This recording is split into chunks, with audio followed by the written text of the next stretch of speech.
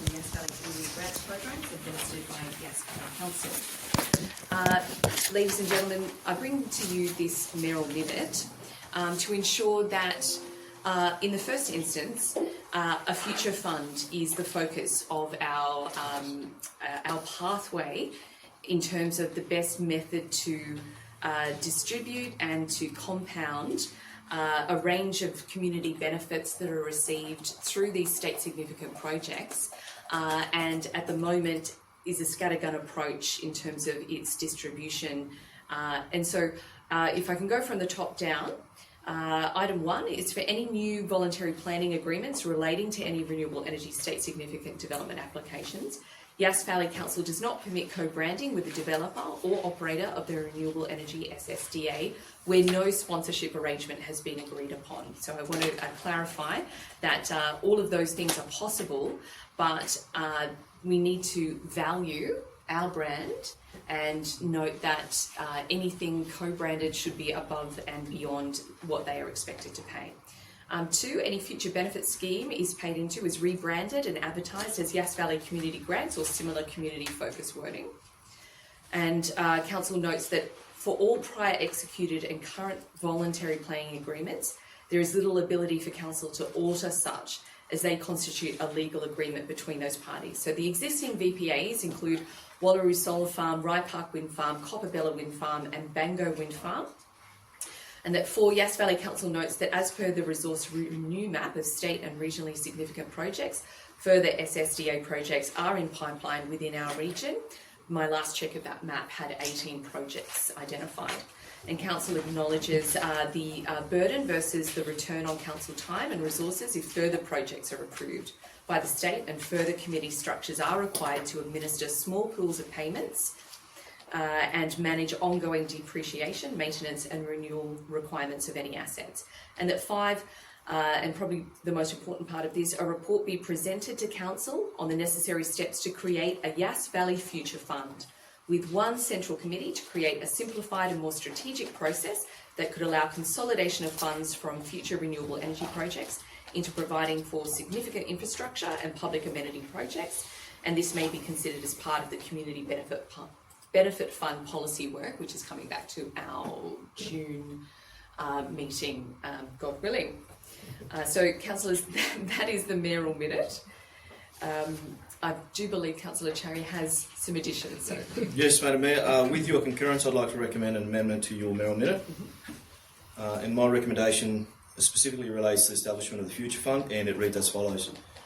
Point 5, to read, the CEO is to submit a report to Council no later than July Council meeting on options for the establishment of a Yass Valley Strategic Future Fund framework associated with voluntary planning agreement, community enhancement monies received from Wallaroo Solar Farm, Bango Wind Farm, Rye Park Wind Farm and Copperbella Wind Farm when operative. The report is to address A, compliance with the terms of each voluntary planning agreement and the Environmental Planning Assessment Act of 1979 New South Wales. B, investment in internally restricted reserve options in accordance with Section 625 of the Local Government Act 1993 New South Wales and Council's Investment Policy FMCP 19. C, governance arrangements including control, oversight, reporting and decision-making processes. D, options for a more strategic and simplified governance approach that reduces duplication of committees' structures whilst maintaining appropriate collaboration with the respective renewable energy proponents. E, financial modelling of accumulation scenarios over 3, 5 and 10 year periods.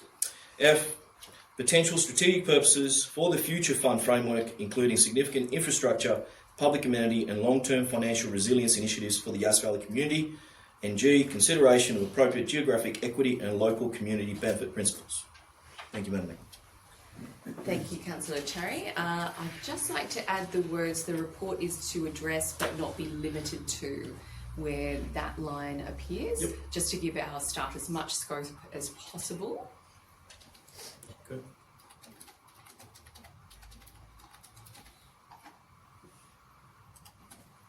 Just noting the expertise within our executive now in terms of previous experience with renewable energy zones. So I'll just touch base with our executive to check if there's any additions, changes. No, thank you. All right. I'm very agreeable to that amendment. Councillors, do I have any further speakers for this? Councillor Cameron. It's a question. With Councillor Cherry's amendment number, which is replacing 5, how does that relate to 3? Is there an inconsistency there? I will ask the Director of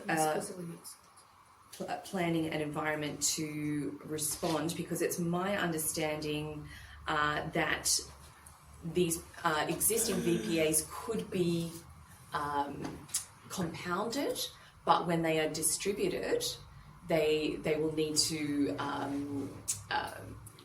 uphold the agreement that was in the original VPA, but they could be invested together, is what my understanding is, but I will reach for help right now on that one. Thank you. Thank you.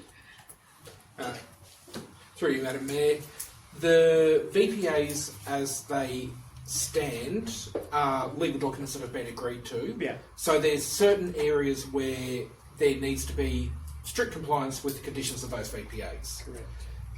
We can do a review to ensure that the fundamental aspects of those VPAs are maintained, while looking at how we can best utilise those in a more comprehensive and strategic approach. It's a very fine line, and we will be needing to seek some appropriate legal advice on that, because we cannot undermine the integrity of the VPAs. So it is a potential outcome that we can investigate, and that will be detailed in the report that comes back to Council.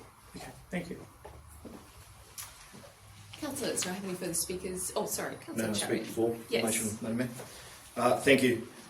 Madam Mayor, our fellow councillors, the rationale behind this amendment is quite simple and straightforward, as I said. Firstly, I wish to acknowledge the strategic intent behind your motion. I believe the broader concept being represented here is both important and timely, as more renewable energy projects emerge across regional New South Wales. Local governments are increasingly being asked to manage complex community benefit arrangements, multiple governance structures and long-term infrastructure expectations linked to these projects. I think it is highly appropriate for Yass Valley Council to consider a more future-focused approach to how these community enhancement funds will support the Yass Valley over the long term. My amendment is not intended to undermine your vision, Madam Mayor. Rather, it is intended to strengthen the governance architecture around that vision and ensure Council approaches this carefully, lawfully and collaboratively. Importantly, these funds stem from the VPAs governed by the EPA Act and are tied to legal instruments already executed between parties. Some of these agreements contain locality-specific expectations and governance arrangements which Council cannot override unilaterally. For that reason, I believe it is important that any future model be developed in collaboration with the relevant and renewable energy proponents and within the framework of the existing VPAs. My amendment therefore shifts the discussion from a predetermined governance outcome toward a structured investigation of what is possible from a governance, planning and financial perspective. I also think it is important that we remain balanced in our thinking. There is absolute merit in continuing to support local community grants and smaller community-led projects. At the same time, there is also merit in exploring whether a more strategic accumulation model may help deliver larger intergenerational infrastructure and amenity amenity outcomes over a longer time horizon. Madam Mayor, if I may, I'd also like to respond to a comment raised during the public forum suggesting that Yass Valley Council is anti-renewables. In short, I strongly reject that assertion. As someone who is deeply concerned about the long-term impacts of climate change on a global scale, I openly and publicly recognise the role renewable energy will undoubtedly continue to play as a part of Australia's diversified and sustainable national energy market. Equally, I will continue to support the strong advocacy led by you, Madam Mayor, to ensure that the voices, concerns and expectations of our communities, specifically in Bowning, Bookham, Bynalong and Wee Jasper, are heard throughout this transition. I do not believe it is unreasonable for regional New South Wales councils and communities to expect that these projects are delivered thoughtfully, strategically and collaboratively. In my personal view, there is a very important distinction between being anti-renewables and advocating for better planning outcomes, stronger governance, meaningful community benefit and a genuine long-term value proposition for the Yass Valley. Thank you, Madam Mayor. Thank you, Councillor Cherry. Do I have any further speakers for or against this motion? Can I ask a question, Madam? Certainly, Councillor. Can we just work through, just very quickly, the amounts of money? I suppose it's to the Director of Planning and Environment. Could you just advise us what the amounts of money we're talking about here? Would be very helpful just to give a sense of scope and amount and etc. Through you, Madam Mayor, I will have to check on the details on a couple of them. For the Copperbella Wind Farm, as an example, the payments of that are $2,500 per turbine per year indexed to CPI. The others are of a similar quantity, but I can't tell you the exact dollar figure because they have been indexed for CPI now, so there's that complexity to the situation, but it is a similar quantum. Yeah, I think the acting CEO can give you some additional information. Through you, Madam Mayor, the Bango Wind Farm is approximately 60,000 and Rye Park is around 70 this year. Can I suppose I just don't want to. In theory, I have no particular problem with the construct. I suppose the issue I have is what we might be potentially promising through this. I mean, we're not talking, billions of dollars. We're talking, a collective of perhaps a couple $100,000, etc. So I think we have to be cautious about what we're potentially promising in this, in the sense that it's important to be able to support activities of our community, and accumulating money is a positive sign, but we are also at the same time sending a message to the communities who are impacted by these particular wind farms and solar farms and the like, that actually the monies may not be distributed for a period of time. And so I think the issue that I have with that is small amounts of money at a time of quite significant cost of living pressures right across the board, as well as challenges in the ability to access community funding, for example. I like the principle. I'm just worried about the optics of this, because one way it could be read as Yass Valley will hold these monies for a future period of time. This is quite a common activity by governments, both state and federally, and they then tend to get used for things that suit particular constituents, etc. It would be good to get a sense of how we're going to operationalise the fund if it's so voted for. And I suppose I would have liked to have seen an opportunity for those that have received funding, for example, through the work of Councillor McGrath and chairing certain of these committees, what their responses would be, because $3,000 might not seem like a lot to particular members who are here or watching online, but for those particular community interest groups, that could be significant. And so the fact that we're holding some of that for at least some time might be perceived as I suppose we want them to buy into the broader logic of what we're trying to do, and I'm not sure we're given the opportunity to do that, I suspect, is my principal concern at this moment in time. Thank you, Councillor Carter. Councillor Cameron, were you looking for an opportunity to speak earlier? Yes, I would like to. Thank you. You have the floor. Thank you very much. Thank you. I appreciate that, and I appreciate the words from the previous two councillors, one supporting renewables very strongly, and the other raising some issues that I'll raise as well.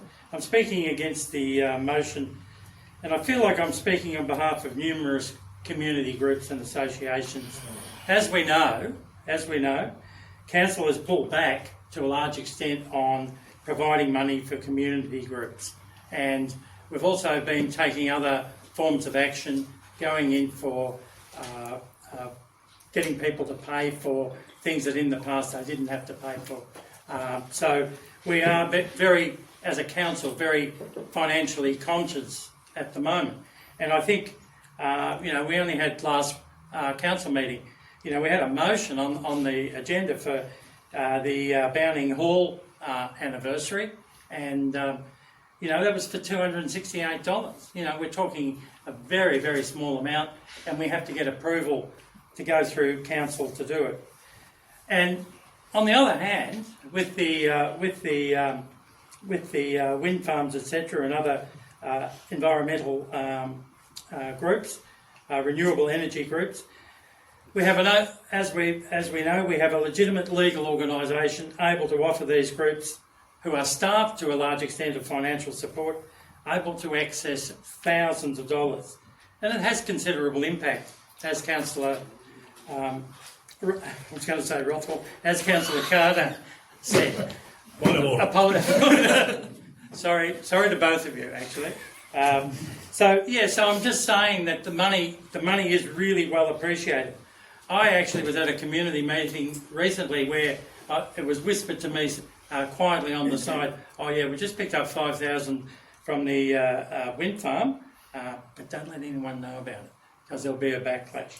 And I think if we're going to start talking about not doing co-branding, etc., we're basically sending a signal that we're still quite antagonistic towards these large projects. Now, I can understand why communities get upset about them, and I've said a number of times that the failure of the state Labor government is responsible to a large extent for the problems that we're facing with these large projects. Basically, they should have been in the renewable energy zones, and they should have been encouraged to be in the renewable energy zones and discouraged from being outside them. However, that's passed, so we can't basically do that sort of situation. I just want to point a couple of other things, make a couple of other quick points that are made in the rather long motion. One of the points that I asked as a question was that, is there enough funding for the administration of these programs? And the response from the acting director of corporate and community is saying that the money for this comes out of the grant itself. So that's not really much of an issue unless you're looking at opportunity costs. So I think that's one thing we should put aside. Secondly, we're talking about a lot of projects in the pipeline. You mentioned 18. I didn't realise the figure was that big. But because you've got projects in the pipeline, a lot of them don't happen. And we've had recently, over the last couple of years, we've had 2 solar farms and 1 battery, as far as I know, that have pulled out after putting the community through quite a lot of grief. So just because they're in the pipeline doesn't necessarily mean there's a lot of money coming forward. I think the point Councillor Carter, I got it right this time, Councillor Carter made was quite a good one. This is not really a future fund. This is an amalgamation of a relatively small amount of money that you might hold over for a couple of years so that you might have 400,000 or 500,000 to do something. It's not intergenerational, etc. What's happened in a number of the renewable energy zones is a collaboration with the projects and basically getting them to commit to much larger things to benefit the community. And the obvious one is Hay, where they've got medical centres, where they've got serious discounts for everyone who's got electricity in the area off their bills, major things that have occurred. So I think co-branding can exist. I don't think we should knock it off. We get, obviously, if we're providing money through this mechanism, we probably get some kudos that we're providing money when we haven't got any suspended. Thank you. Thank you, Councillor Cameron. Are there any further speakers for or against this motion? Can I just ask one question? Can we just ensure that the motion refers to the same thing throughout it? Because if I'm reading through this, there's a couple of different things. So it refers to the Yass Valley Community Grants, and then it refers in here to the Yass Valley Strategic Future Fund, and in the previous motion 5 that we talked about a future fund as well. I'm just wondering if we could just make sure that we have consistency in the motion, because I think we're talking about 2 or 3 different things, if the movers are interested in that. Yeah. Sorry, so just for clarity, the Yass Valley Future Fund would be the strategic committee and what manages the money, as opposed to the Yass Valley Community Grants, where that would be the way that we publicly face opportunities for the community to apply for any money, whether it's coming from a solar farm or a state significant wind farm or any of those state significant projects. So that's where that nuance is coming in. Thank you. Okay, councillors, I'll now speak to this mayoral minute. In closing, firstly, I'm very passionate about introducing renewable energy if and when it's appropriate within our community. And Councillor Burgess will attest to the many years it took to get the solar panels at the sewage plant. It took multiple attempts getting that into the budget, but that was great to see. And one of the opportunities that we had to upgrade our lighting, so we had efficiencies in our lighting. Current councillors will see that there was a restricted fund, which, while it wasn't seeming like a lot, I think it was around the 150k that we were able to accrue in savings. That is something that went towards the current building that we're sitting in right now. So I think it is, I want to reiterate what Councillor Cherry was saying. We're not against renewables, but we are looking out for our community and making sure that we're not asked to go above and beyond what should be expected of a regional community, with many state significant projects already earmarked or underway or already constructed in our area. As an example of the future fund capability, under the new legislation that could lock in the community benefits scheme, there could be the opportunity for projects to start to create money that could be declared as potential for a future fund. For example, with the 850 for the solar farms, the 150 for the batteries, and I think it's 1,050 for the turbines. That will start to increase if those are locked in and the projects are of large scale. But there is impact on our community, particularly when they're situated in the villages. So I think it's important that we separate funds that a project should pay with co-branding, because that is of value, and my experience in the media tells me that you don't give anyone a free ride, and we're seeing that in Armidale.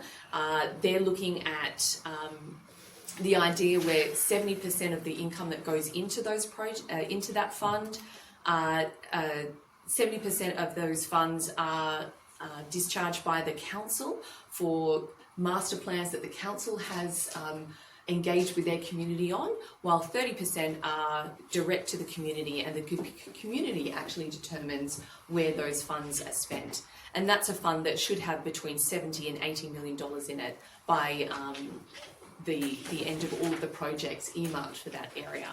So while we are not a renewable energy zone, I think we need to start thinking strategically as if we were, and certainly learn from other communities that are already engaged in this process, so that we can use the time of our executive efficiently, the time of our volunteers on these committees. And Councillor McGrath, I appreciate the time that you've already spent on those committees, and I believe Councillor Cherry is a backup as well. Yes, thank you. So this is about setting us up for the future.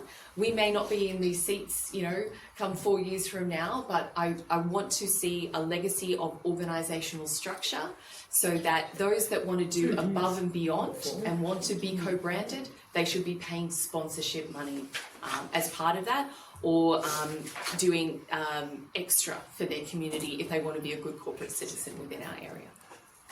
So councillors, I commend the motion to you, and with that, I'll put that to the vote. All those in favour of the mayoral minute? That is Councillor Cherry, Councillor Flannery, Councillor Jones, Councillor Burgess, Councillor Butler, Councillor McGrath. All those against? Councillor Cameron and Councillor Carter. The motion is passed. Thank you, councillors. Item 5.2, another mayoral minute. We are being asked for our support from the Country Mayors Association for their campaign Invest in Us. So there could very well be the Ian Thorpe down at the Yass pool practicing over summertime, and investing in your local council means you're investing in our future sports people, whether it be investing in the local library that might inspire the next May Gibbs.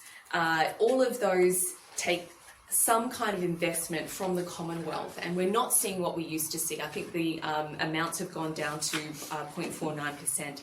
So the recommendation before you is we note the campaign, and it seeks to restore at least 1% of total Commonwealth taxation revenue for local councils across Australia.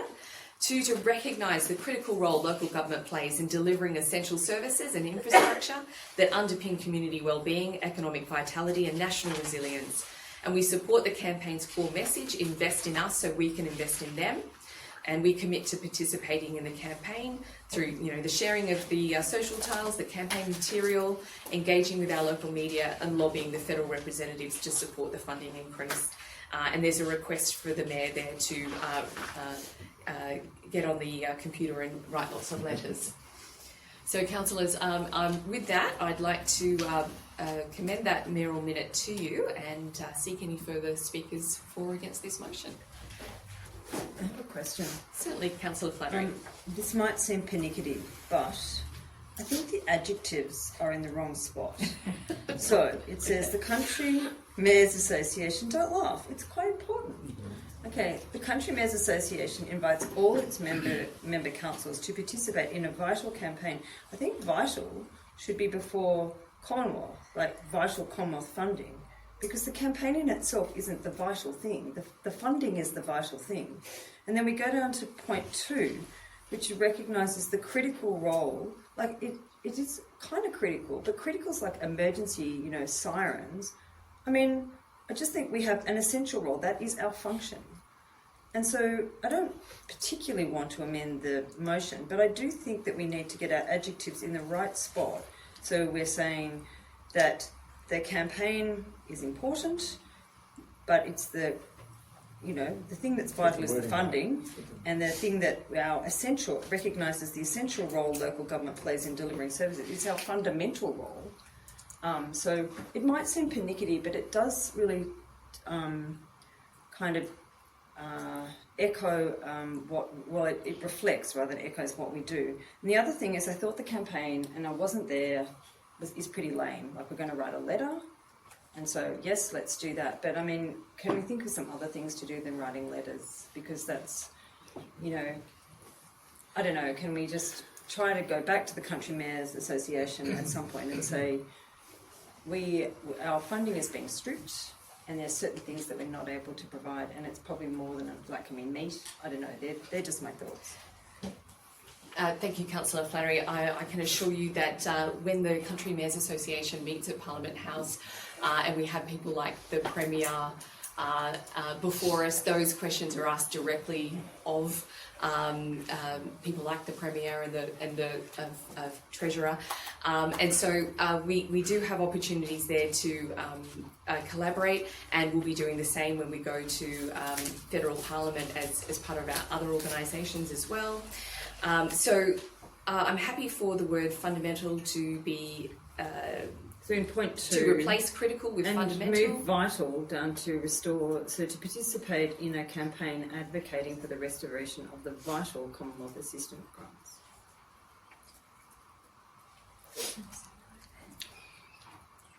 Sorry, is that in the summary or in the recommendation? It's in the summary, and it's also in a recommendation. So where is it? Summary, and it's in the summary at the top.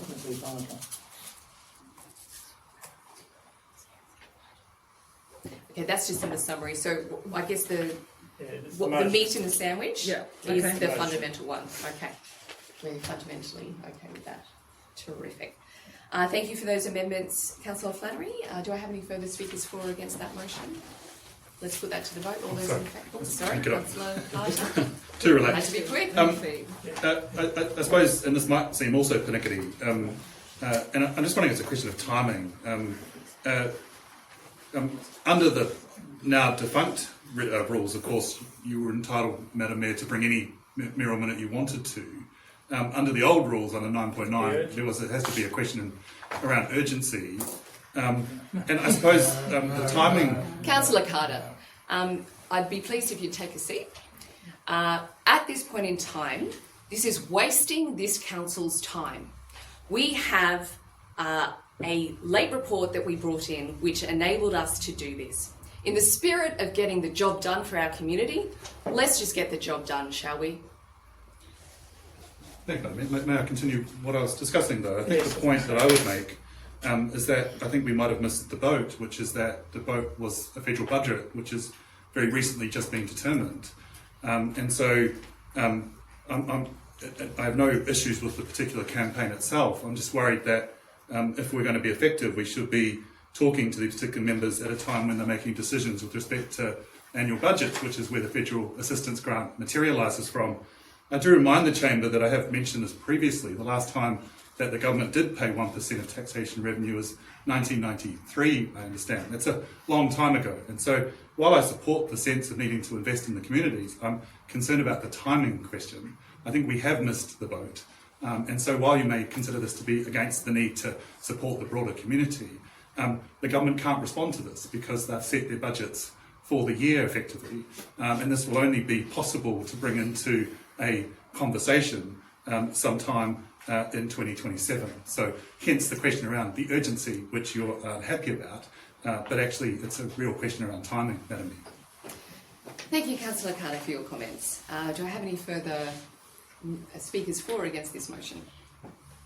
Right, let's put that to the vote. All those in favour? That's everybody. Terrific. Can I ask, excuse me, Mayor, a procedural question?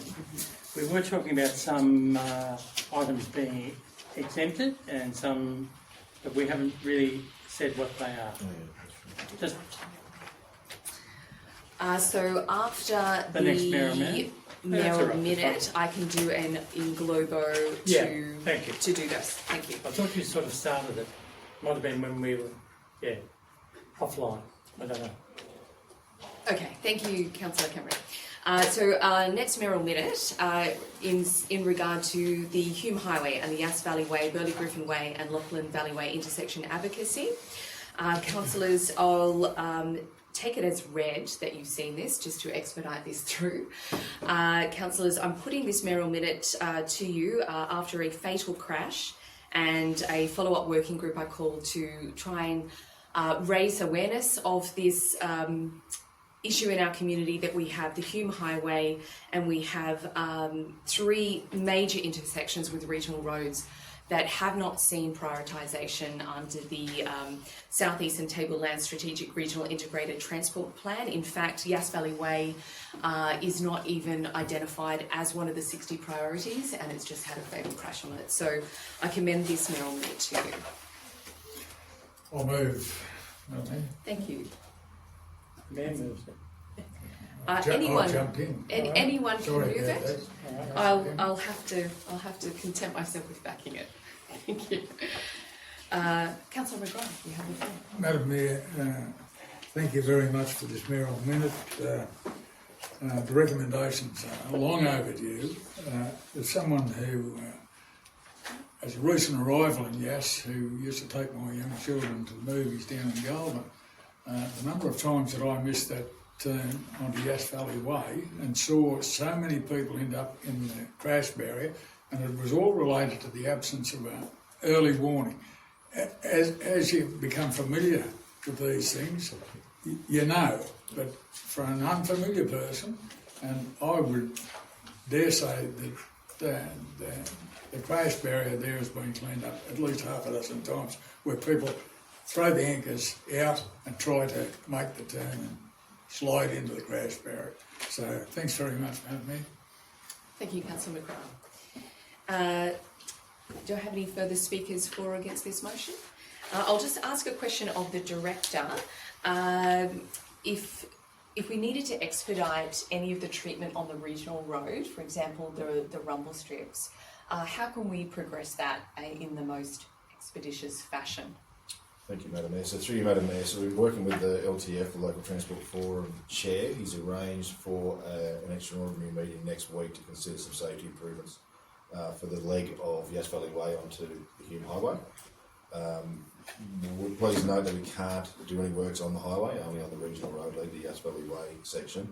Our engineering services team have commenced a review of the intersection and will be providing a safety improvements report to the extraordinary meeting next week. I've valued that response highly. Everything that we can do to show that we're doing everything in our power just gives us further clout to go to the state government to say, look, this is what we've brought to the table in an urgent fashion. Please meet that urgency, particularly given the fatal there. Having taken, having been on site with Councillor Rothwell and the police that was actually on the site at that crash, Sergeant Matthew Carroll and Hume Police District Police Inspector Dave Cowell, having their responses actually sitting in the car looking at what could be done at each of those intersections. I wish we could get the Transport Minister in that car to actually hear from our local police just some of the basic things that could be done at each one of those intersections to help save lives. So I'll be taking this further. Certainly it's great that both the Burley Griffin Way and the Lachlan Valley Way intersections have been identified and ranked at 26 of 60, but we need those much, much higher, particularly if those PBS3 vehicles, those larger mass trucks are going to be on that roads sooner than we think or hope. That will be a lot more mass and potential for fatal accidents on those intersections, I believe. And certainly, unfortunately, Yass Valley Way has proven that intersection is well overdue. Yeah. Well overdue. Thank you, councillors. I commend that motion to you. Madam Mayor, my apologies. May I ask a question? Yes, absolutely. Potentially to you, potentially to Councillor Burgess. I had a chat to Mr. Ken Helm recently, and in his time in this chamber, when it was known as Yass Valley Shire Council, I do believe, he made a mention that particular intersection was promised to be refurbished to have an off-ramp to enable better signage and allowing for a lot of safety considerations, but primarily through the economic development angle.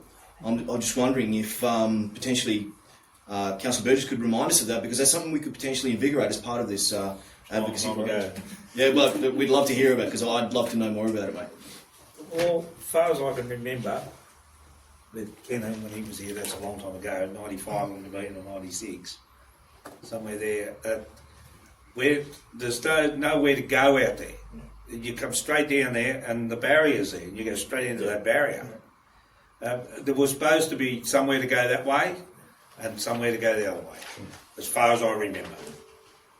That's all I can say. Thanks, Yass. Councillor Flannery.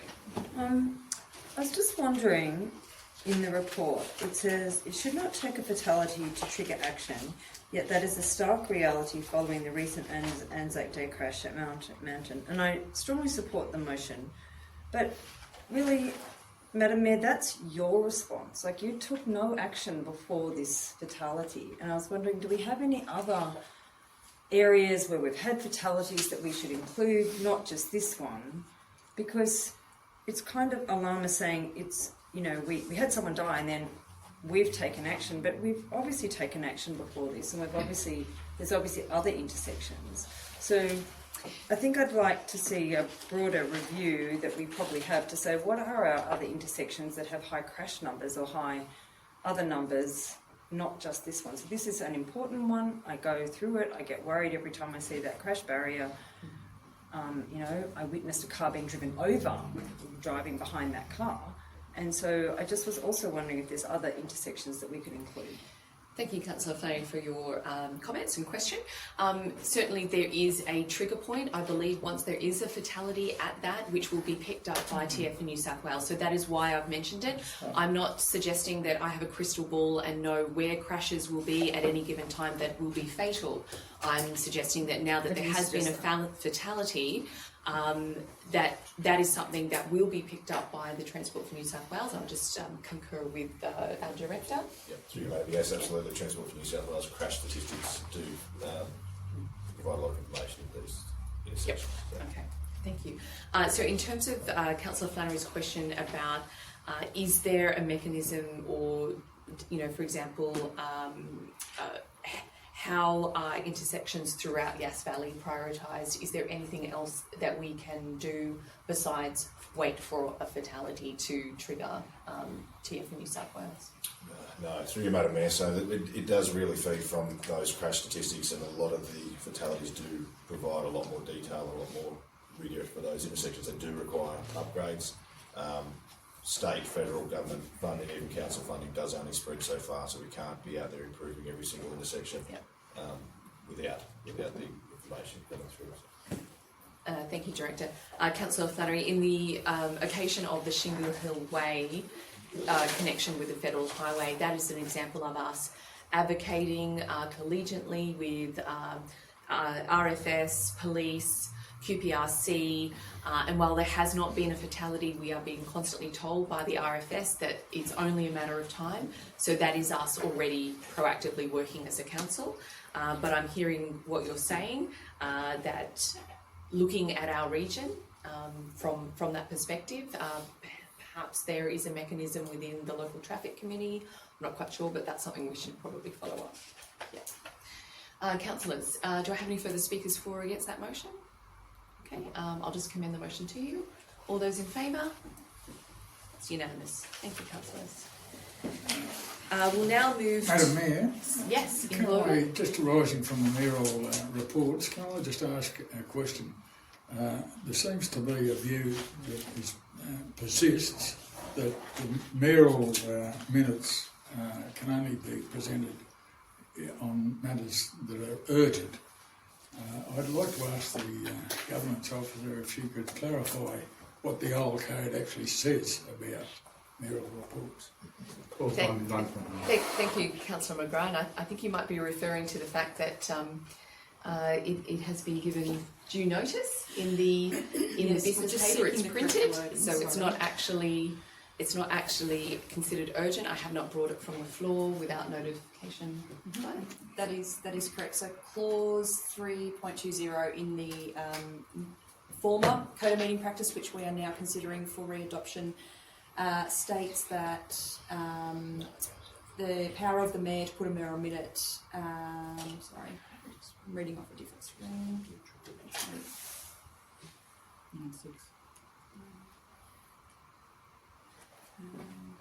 This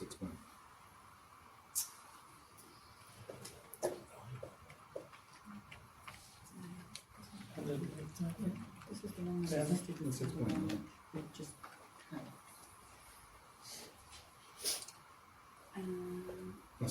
Can we take that on notice, Councillor McGrath? And I will circulate that advice to everybody.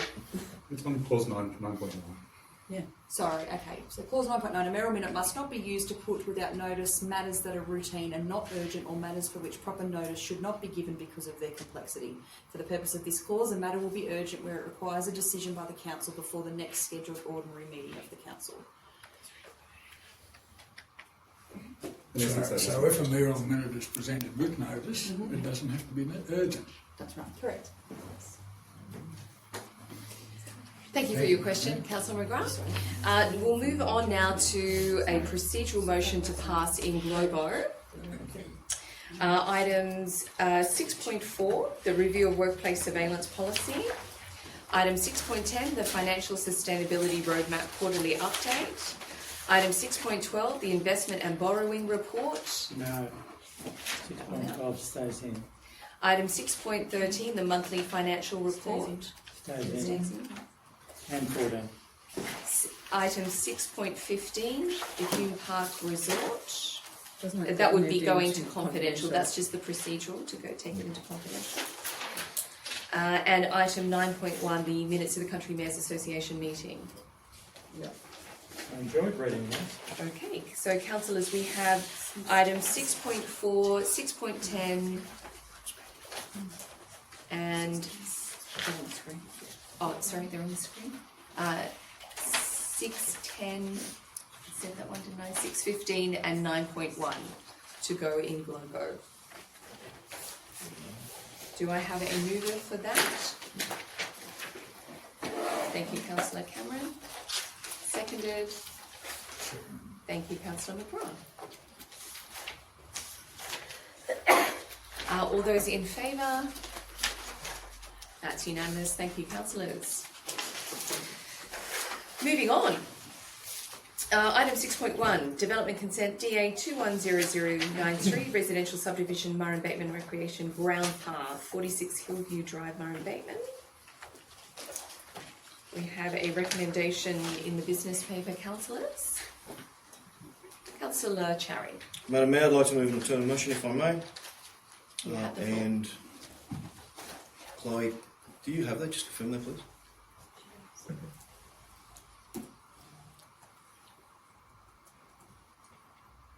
Yes, no. She should. Yep. Just while they're waiting, may I read it? Certainly, Councillor Cherry. Madam Mayor, fellow councillors, the motion I'm moving this evening is that 1.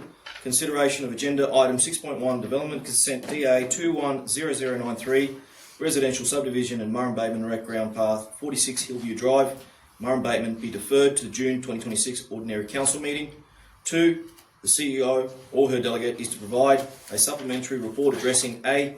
The safety and operational impacts associated with pedestrian, cyclist and equestrian interaction within the proposed pathway area, including consideration of children and event patrons. B. Risk analysis relating to the proposed pathway alignment, including foreseeable interaction risks between horses, pedestrians and cyclists. C. Workable mitigation measures associated with the proposed pathway alignment, including physical separation measures, operational controls and user safety considerations. And D.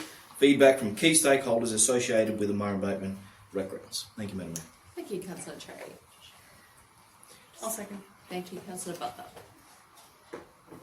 Councillor Cherry, you have the floor. Thank you, Madam Mayor. Just very quickly, this I guess came into thought when we had the public forum on Tuesday evening and we had a representative from the Murrum-Bateman Field Days and also the president of the Murrum-Bateman Adult Riders Club.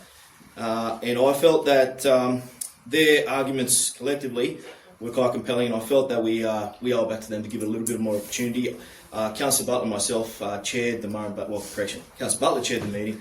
I participated in the Murrum-Bateman Rec Grounds focus group meeting last night, and this discussion was brought informally into the the forum, and we heard the objections again in that forum, and I guess what I felt was this is probably an equitable way to ensure, not only, first and foremost, I think it's very important to acknowledge the goodwill of the developers, noting that they have provided close to or over $500,000 in funds for the bridge that's over the creek line, but also the $51,000 that will be used to develop the pathway, wherever that may be, obviously pending approval by this chamber and report from the staff. But I guess what I wanted to get to the crux of my argument for this particular motion, it give them at least a little bit of more of a period to provide that feedback in a more formal sense, noting that the Rec Ground Focus Group really only was made aware of it last night. And to ensure that a lot of those safety considerations primarily are, considered. I know that the president of the Murrum-Bateman Adult Riders Club was very, very concerned, and I find her argument most compelling because the argument that she was presenting, and I believe I had a chat with a couple of the members of this chamber prior to walking in here, was that horses are skittish by nature, and when you mix horses with children, cyclists in environments potentially uncontrolled or doesn't have mitigation measures, we're really setting ourselves up for failure, and I feel we owe it to the community to ensure that we conduct that duty of care to listen to them and implement those safety measures and mitigations with whatever decision we make. I guess that's all I have. Thank you. Thank you, Councillor Cherry. The second I'll circle back around. Okay, all right. Do I have any speakers against the motion? Thank you, Councillor Flannery. Thank you, Councillor Cherry, for the amended motion, which I partially support but wholeheartedly disagree with. I think it's sorry, put in half. I listened to the very clear presentations from the gentleman from Murrum-Bateman Field Days and adult riding. It's very clear to me that this path will interrupt their activities, their existing users. I am a horse rider myself. That's not a conflict of interest. I'm a nervous horse rider and I understand what bikes and all of those things can do to horses. It was mentioned that there can be up to 300 horse crossings a day. I know that for certain events you can put up barriers and things, but I feel that we're really pushing on grounds that are unnecessary. There was an alternative proposal to put the path along the creek or the stream. I feel that we could put in some control, go back to the relevant department and look for some controlled activity that we could do there in the high water mark. I feel that the decision to put the path in between the arenas is motivated more by money than it is by practicality, because the developers have provided a certain amount of money. There's obviously a desire line there, but equally there could be a greater desire line along the riparian area should a path be created there. Councillor Chari wants to get more feedback. There are 3 or 4, maybe even 5 or 6 meetings held with the different stakeholders. Not one of them has supported this desire line as where it is, this path between the arenas.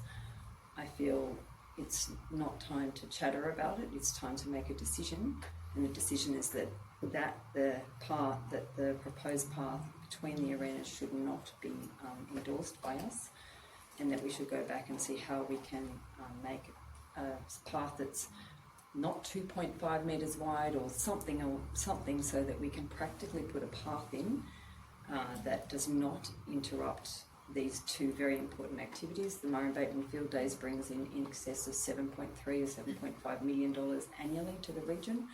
It's not something to sniff at. If the path is wrecked, they will be asked probably to redo the path. I think it's unfair for an organisation that predominantly uses volunteers, has had an existing uses that pathway for their traffic,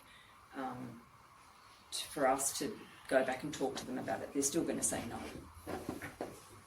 Thank you, Councillor Flannery. Do I have a speaker for the motion? Thank you, Councillor McGrath. Madam Mayor, I think there is a solution to this problem, and I think the solution will come out of Councillor Cherry's amendment. I actually thought that Councillor Flannery was speaking in support of it because she was outlining what she wants to see happen, and I believe we can achieve that if we defer it and if we have further discussions. I think there is an alternative, and I think it's worth giving it a go. If we can please everyone, why not? Thank you, Councillor McGrath. I'm sorry, Councillor Flannery, you had an opportunity to speak. Do I have any further speakers for or against? No one for shadow on motion. Yes, you may. That the recommendation that the 2.5 metre wide path or path required by conditions of development consent DA 210093 from the footbridge over Murray Bateman Creek is not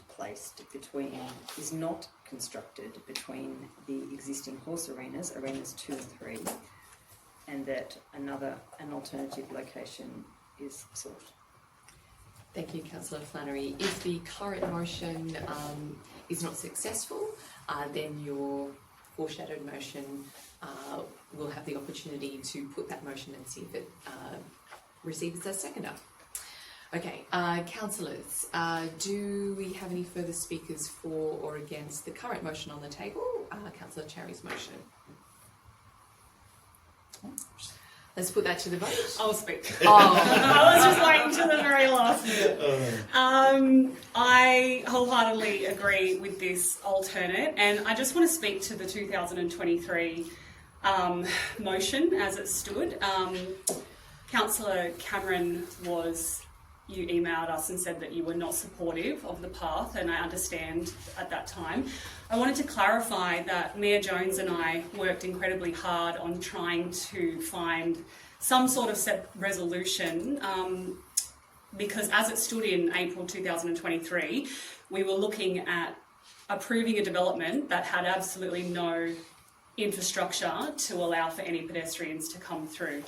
So in the 7 days, we can't come up with a perfect solution, but I'd much rather be here right now, 3 years later, with some money on the table to try and figure out a solution than have passed that development in 2023 and have nothing now to support infrastructure. So it's not perfect, and I think that, like Councillor McGrath said, if we can just go back to the drawing table and try and figure out some sort of way that we could make this better before we say let's not build a path at all.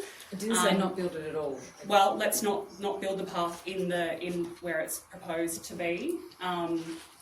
That's what we should do. And considering we don't have the funding as a council to provide the infrastructure, and we have this money sitting on the table that we could do something with, we owe it to the community and the impending new community members that will live in Hillview that they will be able to use some sort of pathway to come through. I fully understand that the horses and the people, it's a really tricky one to sort of get perfect. There is an informal path that's being used there and now anyway. So people are actually transversing through there with no formal pathway. There is a small gravel pathway.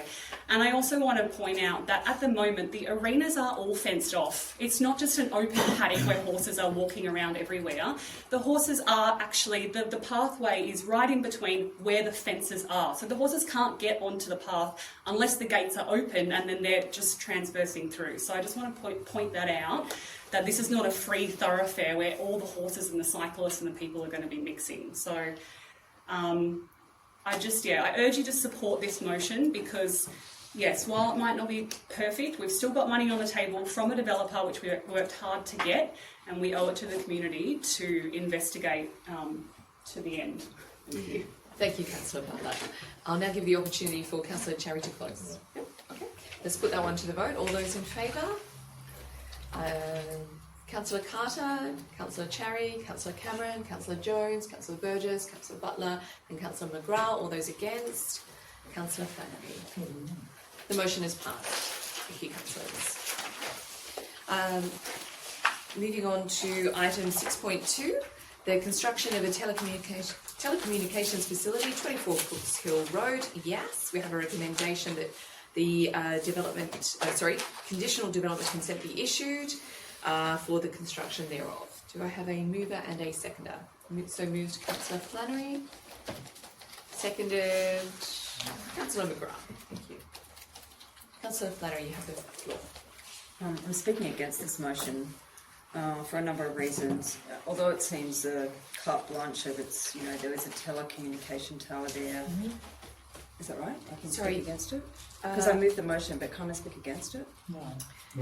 So, Councillor Flannery, I think in the interests of the spirit of debate, I'm not sure what part of the meeting code, but if you'd like to remove yourself from that, because if you're speaking against the motion and you're the last speaker, that would be contrary to fair debate. So I'll seek I'll just move Councillor McGrath into the front position and seek a seconder. Thank you, Councillor Cherry. Councillor McGrath, you have the floor, should you wish. No? Councillor Cherry.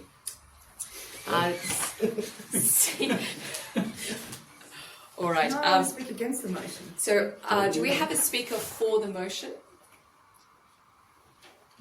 Councillors, I will speak for the motion from the chair and then allow a councillor to speak against it.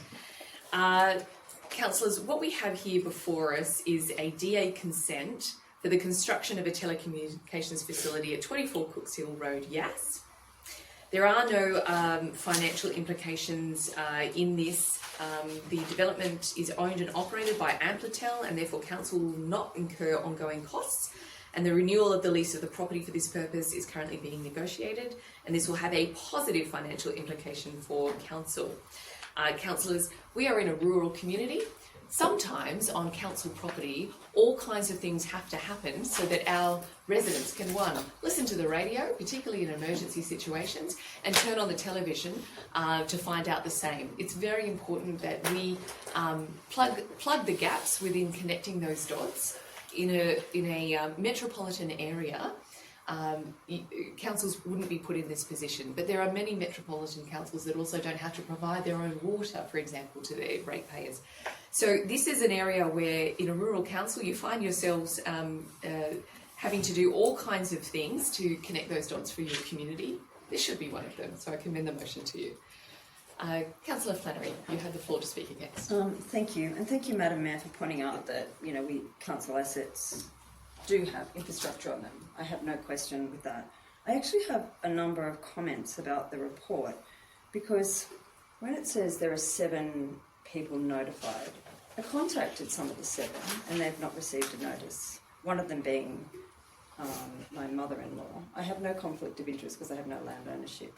So that's one thing. When it talks about visual assessment, the report talks about visual assessment, and it says there's a 30-metre tower, and suck it up, you've got a 30-metre tower. that 30-metre tower I will look at every day. And I just want to know how much higher that tower is than the existing tower. It also talks about, and I'm sorry, I should have referenced the page, that the proponents haven't had to do any studies showing environmental impact. And given my mother-in-law owns the land immediately adjacent to it, and she's recently done ecological studies on it, there's bats, there's microbats, there's eagles, there's a whole lot of highly endangered species that are critically endangered, and yet this report hasn't had to do any of those things. I have checked the report. It says we weren't required to do it. And so I'm just wondering Council's real commitment to sustainability when microbats, owls, a whole lot of things are present. They have a report saying they're present, and yet we have not asked a telecommunications company that wants to put its infrastructure on council land for any of these reports. We've just said it's not required. And electromagnetic effects do affect these animals, particularly microbats.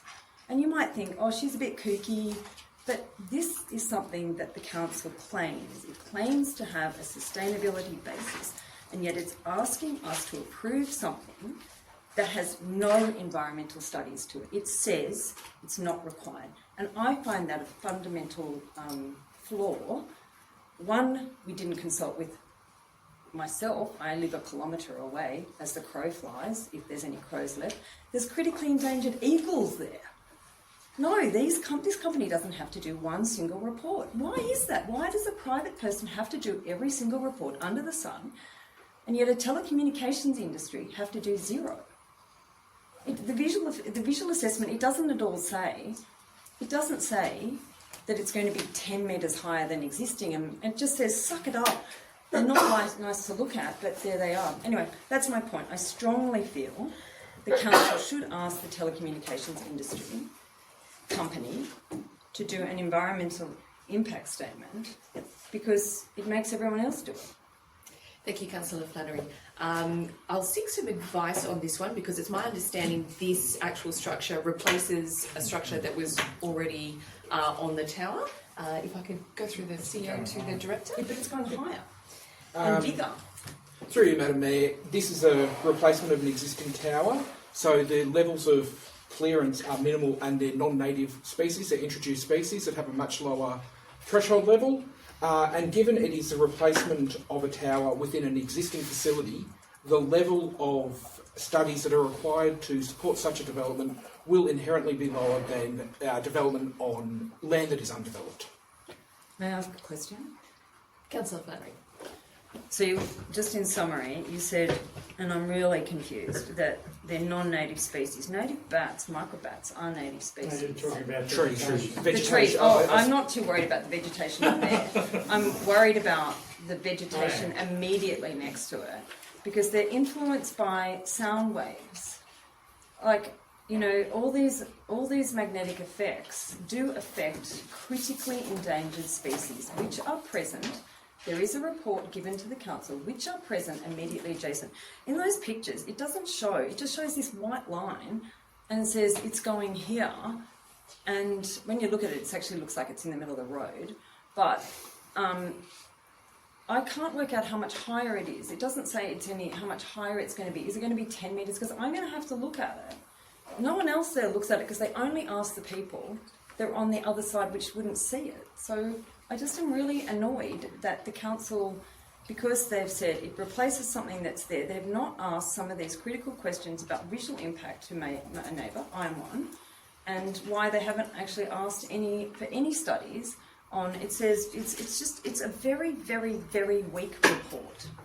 And I think we can do better. We said we've got sustainability as one of our core values, and yet we're not expecting a telecommunications company to do any kind of environmental impact statement. Thank you, Councillor Flannery. I think that was a little bit beyond a question, but I'll give the opportunity for the... I could find a question if you want. Okay, I'll ask a question. Can we ask the telecommunications company to do a detailed study and to actually tell me what the visual impact is of a 30-metre tower? Thank you, Councillor Flannery. That's what I was looking for. through the CEO to the director, is this something you both are an electromagnetic emissions report was carried out for this development. This specifies that the EME levels, which is for both humans and animals, is equating to 5.19% of the maximum exposure limit. So the technical studies to support the development have been undertaken. In terms of visual impact assessments, it would not be the norm for critical infrastructure to be considered appropriate for a visual impact assessment to be undertaken. I'm sure Councillor Carter will correct his errors. I won't say tenacity consulting. That sets the requirements for when visual impact assessments are required, and this does not come close to the threshold for that. Okay, thank you, Director. Do we have any further speakers for or against this motion? Can I just make one comment, if you don't mind, Madam Mayor? Thank you, Councillor Carter. I suppose one of my former lives was as in telecommunications regulation. I have to. I'm amazed that there were no responses. I've never once in my life ever seen. Because I know why. Sorry, Councillor Flannery, you've had. The moment you mention tower anywhere near anywhere, people 400 kilometres away start to get upset. So I'm surprised that there weren't any questions. I'm just wondering how confident are we, though, and that's a question to the Director of Planning and Environment, that those in the immediate and affected areas did actually receive the opportunity to respond to this particular development. And I say that on the basis that new technology is different to old technology. So the sort of underlying issues that are related to that might be different. And so I'm just wondering, are we confident that members in the local vicinity actually did receive the opportunity to respond? And what confidence do we have in that? Thank you, Councillor Carter. Through you, Madam Mayor, the approach that's generally taken for these kinds of development applications is a letterbox drop rather than electronic communication for exactly the reasons you outlined. It gives us much more confidence that people have actually been contacted. I personally did not do the letterbox drop, so I cannot say hand on heart that they were all posted through the letterbox. However, I do have confidence in my staff that they are fulfilling their obligations in this space. Although my mother-in-law didn't receive it. Councillor Flannery, I think we'll need to set that aside because in the meeting process, that's not something we can unpack as councillors here. Okay, thank you. So you have an undertaking from the Director to double check on that. Councillors, do I have any further speakers for or against? Opportunity for the mover to close. Councillor McGrath? All right, let's send this one home. All those in favour? Councillor Carter, Councillor Charry, Councillor Jones, Councillor Burgess, Councillor Butler, Councillor McGrath. All those against? Councillor Flannery and Councillor Cameron. The motion is carried.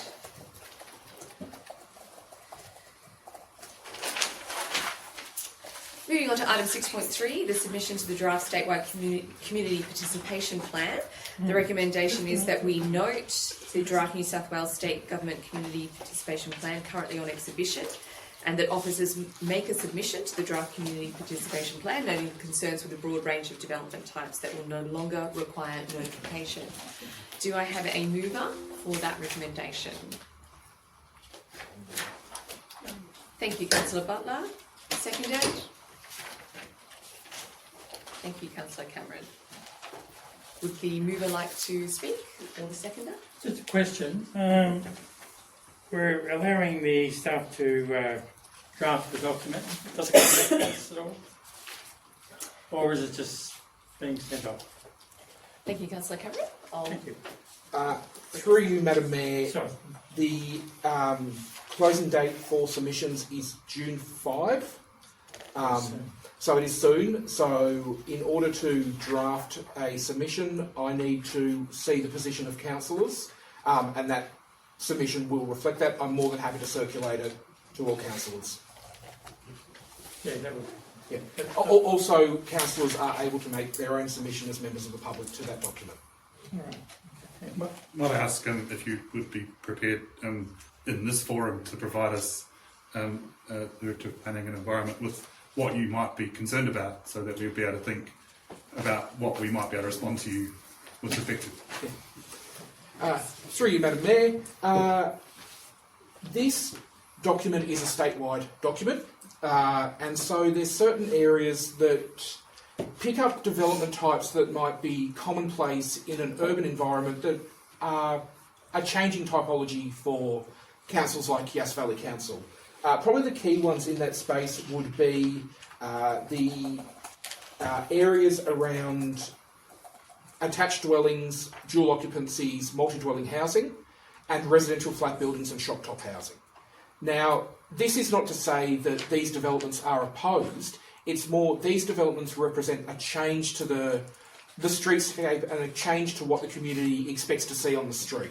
So it's not about saying we don't support these developments occurring. It's about the community should be able to have a say in being able to have a say on those development types, which do represent a different type of developments. Some of the ones already identified we tend not to notify on already because they are minor developments, such as minor alterations and additions to residential dwellings and things like that. So no concern over a lot of them, but there are some more intensive, in particular residential land uses that should be perhaps be reconsidered for regional areas in particular.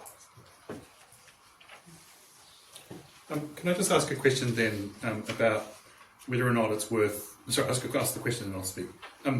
What are the potential implications for us with if this was approved as the ultimate approving authority with respect to future litigation? That is probably the question I'm asking. Does that make sense? Not quite. I'm happy to answer it, I just want to unpack it a little bit further. I suppose what I'm concerned about is that quite a common question that emerges in environmental court cases is that you didn't give me the appropriate time to respond to a concern. We're now removing, potentially under this, even the need to notify, and does that not raise risks for us in terms of future litigation around I didn't see it, I didn't know, those sorts of questions, which affects our underlying budget, is probably the question I'm concerned about. Through you, Madam Mayor, it essentially removes council's authority in that space. We have been provided with a statewide model that we have to comply with. Therefore, their rights of appeal for not being notified, there are no rights to notification. So it, in some ways, conversely reduces our risk in that space. Okay. Can I? And that apply to latent defects as well, then, in the sense of something that was, materialises in the building process or the construction process, which emerges later at date, even though because we're going to provide ultimately land information with respect to that particular property. Is there an exemption for any latent defects that might materialise in that, in that particular activity at some particular future point in time? Through you, Madam Mayor, the assessment is still carried out by council staff. Right. This is more the neighbour notification, so allowing the community to have their say on those developments. Right. So in that space, all the assessments will still be undertaken by qualified council staff with the rigour of any other development. Thank you. Do I have any further speakers for or against this motion? Give the opportunity for the mover to close. I will close because I just thought of some things as we were listening, but I actually have a question, and I'm not sure if I can ask a question when I'm closing. You can ask a question before thank you close. I was just thinking that if this does get passed and our efforts are not seen to be effective, is there internal measures that we can take as our own council to work around it to still ensure that our community members are notified of some way? Have we workshopped any ideas? If this all gets approved and suddenly no one is needing to know about any type of alterations or anything happening to anyone's next door neighbour's properties, is there still a mechanism that we can employ in our own council to override that? That's my question. Thank you, Councillor Butler. And I'll just stand to close. Through you, Madam Mayor, There are mechanisms that can be looked at, such as a list of development applications that have been lodged, which can be published on the website. It will just be made very clear that no submissions will be received on those items, because we do not have any ability under the statewide model to receive them. More that we don't have any ability to consider them as a result of this amendment. Okay. So it would be more like a training model for our community to say this is what's happened, and if you want to know what's happening, you need to do this in order to stay afloat of what's happening. So in closing, I just Can I want ask you a question? Sorry. If it relates to the question that was just asked, that would be permissible. Okay, I'll make it relate. How about that? Councillor Butler, with your grace. If you I could. will. Can I stand so we can have a standoff? If you feel like it. Mike, am I asking the question of Councillor We don't Butler know. or the... It depends on your question. Okay. Your question. Well, I just don't make me laugh. I am very concerned about this whole process. And my question relates to community notification and things like tree removal. We don't need to notify, but we're doing a tree management plan. Like, if we come up with a tree management plan that says we do need to notify people about tree removal, and yet the state government says, no, you don't, where do we sit on that? If something like, I'm going to say at the Hanley Place comes up and we go, you don't need to notify anyone about that, that's really problematic. It's kind of to the alarmist, I think we've got the question. Stalinistic. I think we've got the question. We'll now give the opportunity to either take on notice or respond. Through you, Madam Mayor, I'm happy to respond. Fantastic. With regards to the tree removal, this is for tree removal on private land. So the tree management strategy is for trees on public land. So the tree management strategy still exists. This is looking at those private lands. It doesn't exist yet. Yep. So in terms of Hanley Place, absolutely. That is the crux of the submission I will be making. That was under this model statewide approach, Hanley Place would not have had any neighbour notification required. That is the point. That is the point of this, to point out that the streetscape of Yass is a very different streetscape to Ryde, and that there needs to be some consideration of changing streetscapes and the ability for the community to be involved in that discussion. Thank you for your patience, Councillor Butler. That's all right. In closing, I would just like to thank the staff, because as a community member, if this was passed, we all could potentially be impacted by this. And for a local government that's screaming at all of us for transparency and openness, this is actually doing the exact opposite of that, and it's not allowing any of us to have any say. I certainly would want to know if my next door neighbour decided to alter their house significantly that was going to impact on me. I'd like to know about that with a letterbox drop. So thank you to the staff for jumping on this, and I trust that you have all of our concerns and it will be put forward, and hopefully this does not get passed. Thank you. Thank you, Councillor Butler. Let's put that one to the vote. All those in favour? That's unanimous. Thank you, councillors. Moving on to item 6.5, which is the review of the naming assets policy. There are 5 components to that recommendation. Do I have a mover and a seconder?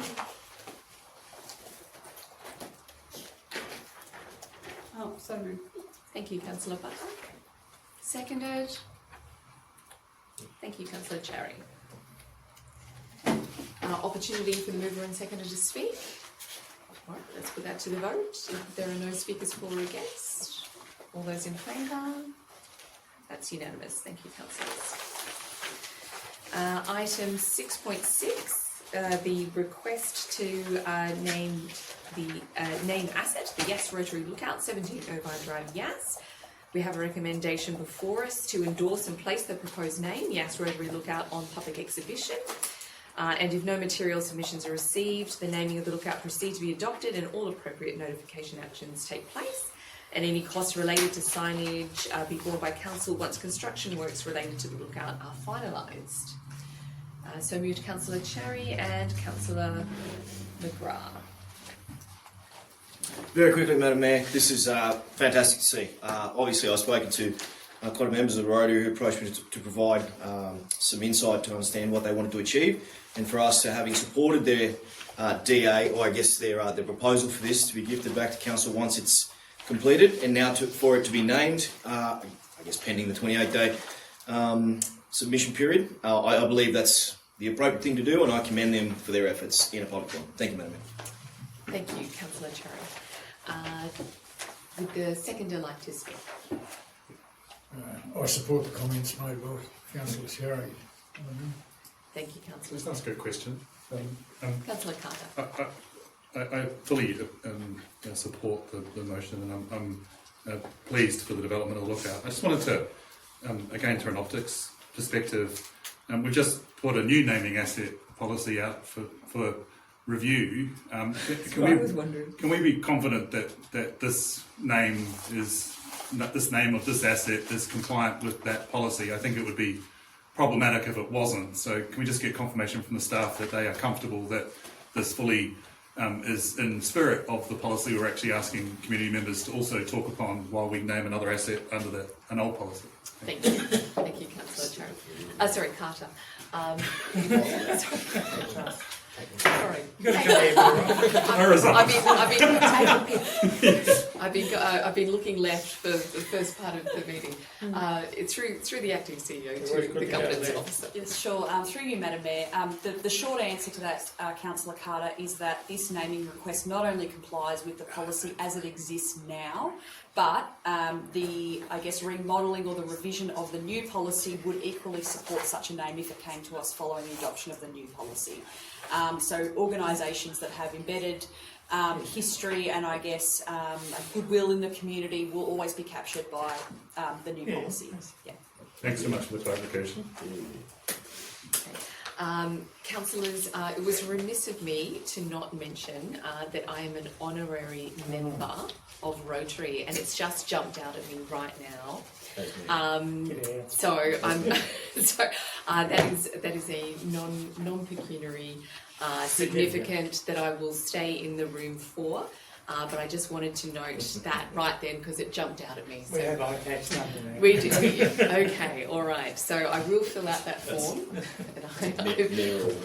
I beg the council's forbearance for me coming late to the table with that. Councillors, do we have any further speakers for or against that item? Okay, let's put that one to the vote. All those in favour? That's unanimous. Thank you,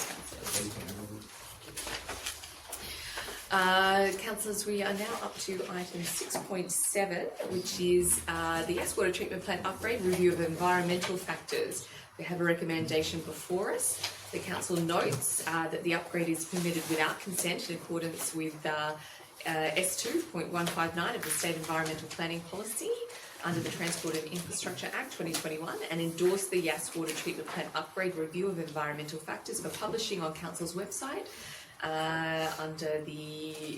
accordance with S1714 and 5 of the Environmental Planning and Assessment Regulation 2021.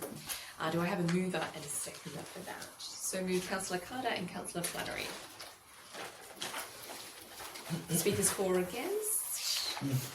Let's put that one through. Yeah. Okay, question or speaking for or against? Just a statement. It was actually interesting that I was provided with information about. I wanted to know about the 8 ecosystem credits and how that worked. I appreciated the question. Oh, right, okay. And the figure was $30,000, which is an incredible amount of money to do the offset. But I suppose it's okay in one sense because we're not paying for it, that it's coming through the grant for the WTP. It's just their bill. We have Audio only. okay. Thank you. A few teething issues with our audio visual, but we do have a backup still? Yes. Okay, thank you. Shall we check the Assuming, audio? assuming Yeah, that we're it's- audio only. it is Yes. working. Thank you. Is it Thank you. okay? The battery's not flat. Keeping to the item under debate, councillors, right now. So, do we have any further speakers for or against this item? Okay, let's put this one to the vote. All those in favour? That's unanimous. Thank you, councillors. Item 6.8, the update on proposed 15-tonne load limit on Back Creek Road. Councillors, we have a recommendation that council implement a 15-tonne load limit on Back Creek Road. Do I have a mover? So moved, Councillor Burgess. Seconded. Second. Thank you, Councillor Butler. Councillor Burgess, you have the floor. Yeah, I think we need this 15-tonne load limit on Back Creek Road because big trucks are flying through there, carting the stuff out of Canberra and taking it away down Yass Road and Dick Creek Road. And they're flogging that new bitumen road to pieces, putting holes in it everywhere. Council's been there and fixed it. They've had to put some new bitumen on some of it, or done something like that. But that was one question. Can I ask a question? Absolutely. If Booze Crossing is flooded and the people want to get stock out, they can't get out Dix Creek Road and can't get the other way, but they can get out Back Creek. Can those trucks use it over 15 tonne? Like an exemption for primary producers. No, not from. Yeah, we've got exemption. We can go in there. No worries at That's what I all. was wondering. We can bring trucks into our place where we live there. But if the river be flood sometimes for 7 or 8 days, getting the stock out of Yass River Road, they can't get out Dix Creek Road because it floods sometimes too. They can get out Back Creek Road now. Is that, can they use that? Through you, Madam Mayor, so you would request a permit through council in those circumstances. As you say, it's only very minimal days in a year, or effectively a few days a year. Yeah, that could be effective. But they've got to ring up council and get a permit. To do it properly, yes, you would request a permit. Otherwise, they would run the risk of getting a fine. Well, we want obvious then. Stop moving it? I don't know what to do now. Because I thought if the bloody river's flooded, it floods 7 or 8 days sometimes, because the SES, it's only a little bit of water on it, but they'll have a block, you're not allowed to go through there. We do go through there though. Don't worry about it. You know, I've been across that river ever since I was a kid. But I think they should be allowed to come through there. Councillor Burgess, I'll just ask a follow-up question then. What is the complexity of getting a permit? Is it simply a phone call through to council? Like how fast can that be done? Through you, Madam Mayor, so yeah, it'd be a phone call through to council providing the rego details, the size of the truck, and we would provide an approval so that NHBR or the police aren't going to issue an infringement if they were to find you in that area or around. That you'd be very unlucky to get picked up if there's floods at the time, but to do it by the book, which we would recommend you would, that would be the process. Can I ask a question? Absolutely. Would it be predetermined so that the people that live along there, could they be given, a kind of, this is our truck, we'll tell you if we change the rego? I'm just saying, it's the permit could stay, you have it all the time. But it's to be used in cases of emergency. I'm just saying that would reduce the regulatory burden, particularly when there's flooding on. And if the plates were pulled up, they would have that ready to go, and it would be on the onus would be on the driver of the truck to make sure that was the vehicle that was being. Through you, Madam Mayor, yes, that could be something that could be considered. Absolutely, it'd be a letter from council stating that they've got permission during times of floods that they would issue or show that to the police or the NHBR that they've got approval to operate on that road during that time. We could adjust the recommendation then to invite requests for permits for emergency flood conditions. Yeah. Okay. Could we put that in there? Yep. Just like local people or who? No. It's not us people that live on Back Creek Road, because the stock trucks and that can come there and get our stock. But it's the ones that live down Yass River Road. There's one big place down there, or a couple, and if it's rivers flooded, they've got to get stock out, and the Booth Crossing floods and Williams Creek floods sometimes. They can't get out. But now the new bridge on Back Creek, we can get out. They can get out now. So we just need to stipulate what streets get it.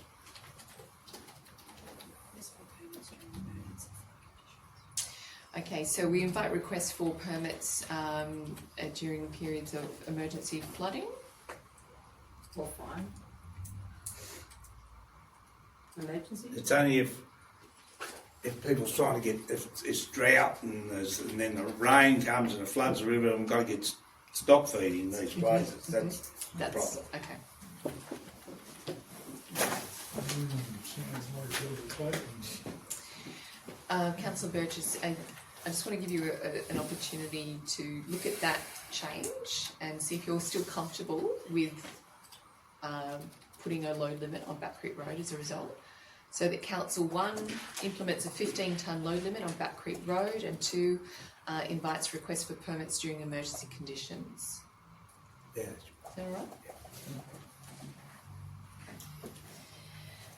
All right, councillors, do we have any speakers for or against this motion? Councillor Cherry. Question through you, Madam Mayor, to the Director. I guess pretty linked to what Councillor Burgess and Councillor Flannery are alluding to, but more broadly.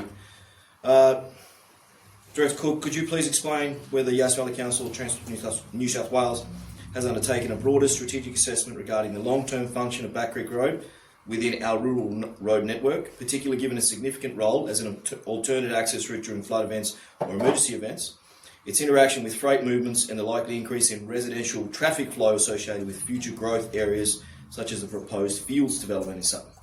Thank you, Madam Mayor. Yeah, through you, Madam Mayor. So Back Creek Road is a classified local road, which has recently been sealed and has the low-level crossing which has been replaced, which has increased the flood immunity for that area. It does, so there is a state and regional road network in that area that is utilised generally for heavy vehicles. Gundaroo Road and Sutton Road is a regional road, and that is its prime purpose, is to carry heavy freight from the arterial roads. Generally, in times of flood, there is a way out. The 15-tonne load limit would still apply, but we have just mentioned that there would be a permanent process or system that we put in place that could get those heavy vehicles out of that flooded in areas, I guess. That answer your question? Yes, well, alluding to the impact of the financial, sorry, not the financial implication, that's the wrong one. The traffic flow associated with the future growth areas like the Sutton Fields area. Again, through you, Madam Mayor, so most traffic won't be using Back Creek Road as a through road. You've got Murray Bateman Road to get back to Yass, or you've got Sutton Gundaroo Road to get back through to the Hume Highway, or you've got the Federal Highway as a round route as well. Back Creek Road will be used as a through road if there's flooding or to get to properties in that area. Appreciate it. Councillors, if there's no further speakers for, Councillor Cameron, speaking for or against? I'm not sure, actually. Just make up your mind so we can balance the debate. Well, I was thinking of either moving an amendment or making a procedural motion that this be deferred,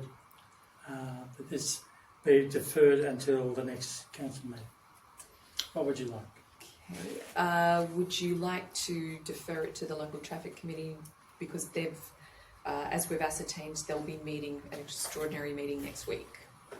Is that your intent? Yes. Just you want to send it to the local traffic committee? Yes. Okay. Because, can I speak to that now? Play around with the motion. That would be a foreshadowed motion because it's fundamentally different, but you may tell us what your foreshadowed motion is. A foreshadowed motion is that this motion be agreed to or looked at the June council meeting. With reference to the local traffic committee? Yeah, with reference to the local traffic committee. Okay. Yep. Do you want me to explain my point? Some points. So what I might get you to do is just actually state it one more time because we can't debate the foreshadowed motion, but if you can just detail that motion one more time that you... I would like to defer the current recommendation for consideration by this council at the June meeting. After the objections or the submissions have gone to the local traffic committee.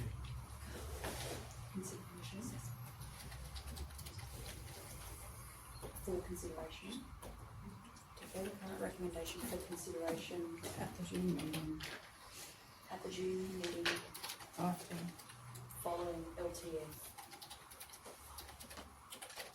It's yes forum. Yeah, Thank you. Thank you, Councillor Cameron. We'll now proceed with the rest of the debate on this item, and should this not succeed, that will take its place. Councillors, do I have any further speakers for or against this motion? I just ask a question, and it's probably to the Director of Infrastructure and Assets. Any regulation is only ever as useful as its enforcement. What would be do we have any indication of what the enforcement plan would be around this change in the load limit? And again, that might be part of the reason why it might go to local traffic committee, because that would be a forum to, or have we already approached policing in the valley to see what their response would be? Through you, Madam Mayor, so there's two parts to that. So the enforcement or the reviewing of it is done by South East Way to Loads. We're a member council of that organisation. They undertake heavy vehicle inspections on our network. So we'll notify them that this road is now a 15-tonne load limited road, and that they will start doing inspections on that road and issuing infringements to anybody who's over that or doesn't have a permit to be on that road. Second part of the question, so council officers have spoken with the local Transport Forum, Transport for New South Wales representative about the outcome of the submissions, and their view was that there is very little technical advice they could be provided to the local Transport Forum in relation to the information obtained from the submissions, and their suggestion was that it be referred to council for your decision. Okay. So they're saying that they don't have any input based on the submissions, they've read those, and that the LTF don't have any technical advice that they would provide. Can I just also, Madam Mayor, suggest we perhaps amend the point 2 of the recommendation? I mean, that's already an option, right? People can request permits for emergency conditions. I suspect we're trying to talk about sort of a standing permit given to local residents for emergency conditions that might emerge. I think we're trying to remove that right already exists. So I think we're just going to clarify that it's actually something slightly different. So it'll be something like a standing permit for emergency conditions that may materialise or something similar. Like, I think that's the differentiation from what already is an option for all residents to seek, if that makes any sense. Do you want to remove point 2? No, I want to clarify what we mean, which is a standing, to apply for a standing permit. Oh, yes, thank you. Yep. All right. Is the mover and seconder? I've got another question. Can, say them trucking companies in Canberra, can they get permits to drive along that Back Creek Road and dump their dirt down Dix Creek Road or Yass Road? No. You sure they can't? Through you, Madam Mayor, so no, they would have to put a request in. If they're over 15 tonnes, they can't use that road No. unless they're delivering on that road somewhere. Yeah, They're I not understand exempt. that. That's fine. If they're using it as a through road, no, they can't. They will never get a permit to do No, that. they won't. Okay. Can we include local residents? Councillor Butler, I think the point that Councillor Burgess was making before is that in times of drought and then sudden flood, you'd actually be needing trucks not from the area bringing fodder in. Okay.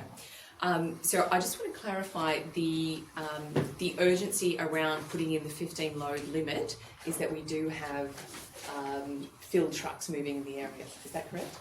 Through Madam Mayor, yes, that's correct. Yeah, they are using it as a through road to dump soil. Thank you. I'll now give the opportunity to the mover to close if there's no further speakers for or against. Thank you. Yep, you're all done? Yeah. All right, thank you, Councillor Burgess. Let's put that one to the vote. All those in favour? Councillor Carter, Cherry, Flannery, Jones, Burgess, Butler and McGrath. Sorry, that was fast, ladies. So is that enough? You got it all? Okay, those against? Councillor Cameron against. The motion is carried. Councillors, moving on to item 6.9.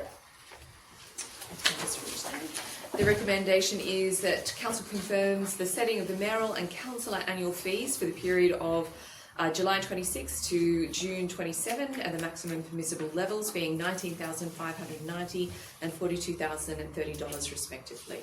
Do I have a mover for this motion? So moved, Councillor Cameron, and seconded Councillor Butler. Councillor Cameron, you have the floor.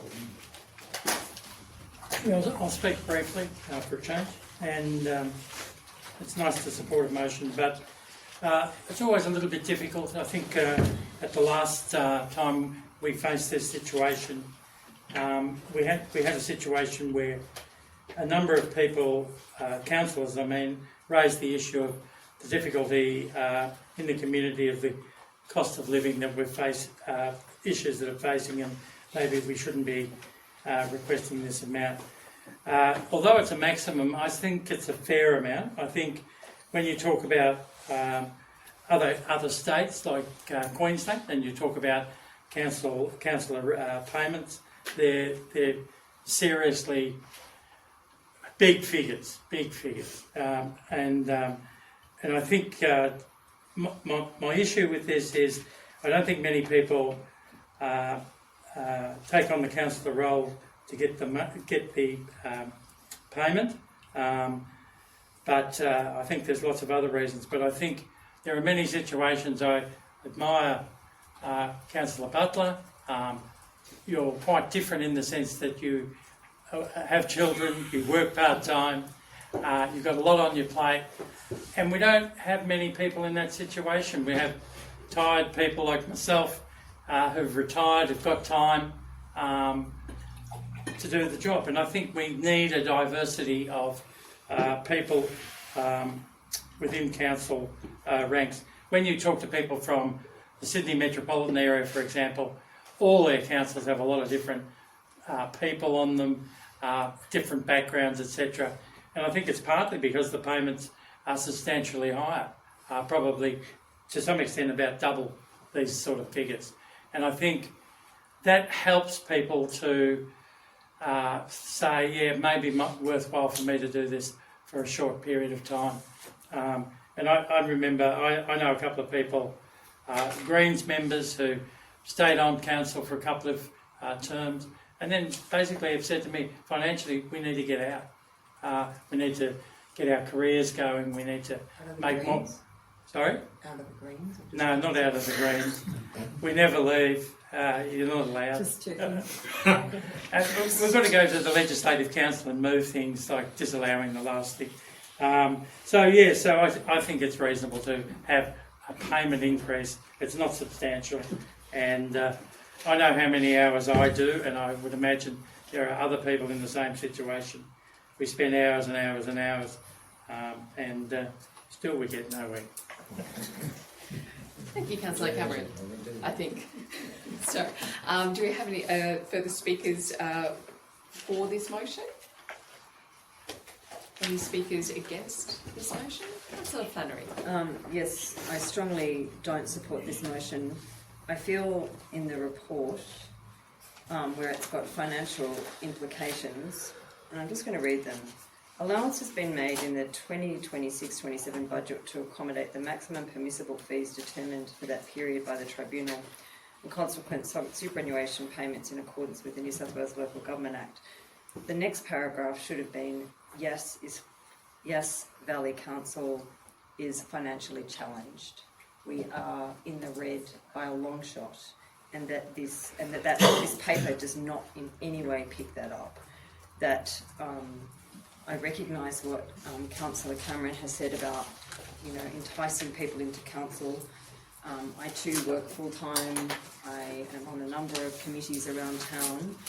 I feel that I can share my skills, hopefully they're skills, as a civic responsibility. It's never about the money.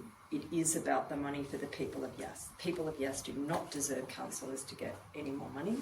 The report is very biased to say the tribunal allows it. It doesn't take into our consideration our financial implications. We've been gifted this wonderful building that we're in, which has clearly affected our budget. And I feel that councillors should, as many, as the statement says, pull our belts in and just stay as we are. I think it's financially irresponsible and almost immoral to increase our pay when we're asking everyone to pay our bills. Thank you, Councillor Flannery. Do I have any further speakers for or against this motion? Councillor Cherry. Madam Mayor, thank you. I'll be speaking against the motion. I do believe that at this juncture in our first year of this term, I spoke very strongly against as a new councillor, and I will continue to do so for the duration of our term. I can agree wholeheartedly with the points that Councillor Flannery is making about the optic that we are sending. However, I do also agree with the point about attracting the right people, well, not the right people, enough people to come into this chamber to be, diverse in thought and ensure that the Yass Valley community is getting its best possible representation. So yes, there is that crux point and I guess that balance point, but I think predominantly when we are talking about financial struggles within Yass Valley Council, it is a very bad optic for this council to vote on giving ourselves a pay rise while expecting the community to pay more for services and to pay more for rates potentially, and across the board to raise the whole range of service, costs and as such. So I think predominantly I feel very uncomfortable receiving any additional remuneration. I fundamentally agree with the point that Councillor Cameron makes that every person in this room that is elected deserves to be remunerated for the effort that they put in. And I guess my response to his point about Queensland, the local government, well, that's apples and oranges. They're a unicameral chamber, so therefore they can afford to pay the local government a lot more than New South Wales does. And in essence, it's really a hard decision, but I think in principle I do believe that it would be the right choice for this council to ensure that we are sending the right message to the community and not elect to give ourselves a pay rise. Thank you, Madam Mayor. Thank you. Thank you, Councillor Cherry. I note that we are under the old rules, so a foreshadowed motion is the appropriate way to progress that. Do I have any further speakers for or against? Can I just speak briefly as well, Madam Mayor? I will speak against it.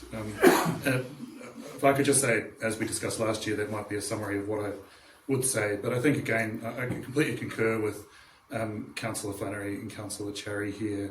And it's an optic question, and a space we're about to go out and ask our residents to pay more, as foreshadowed with respect to the conversation on with respect to a special rate variation. It's an uncomfortable optic to then say, hey, give us some more as well. I make no statement about the hard work that every member of this chamber puts in and the dedication they have to Yass Valley. I have to admit, I don't like the term remuneration in the report. This is a fee. It's not remuneration tends to suggest, moving towards salary, that type of question. This is a fee for, which is not representative of any of the work that any of us put into the job. And if one wants to do the job itself, properly, it certainly takes significantly more time than any of what that represents itself. I'm just concerned, as always, with the fundamental. And I mentioned it 6-7 times today, the optics of this. And so it's no judgment against any of the councillors, and if people choose to take it, that's their, and if it succeeds, that's their prerogative. Again, I'm just concerned with how it looks to the community. But thanks very much for the opportunity to speak to that. Thank you, Councillor Carter. Do I have any further speakers for the motion? Councillors, at this time I will speak for the motion then.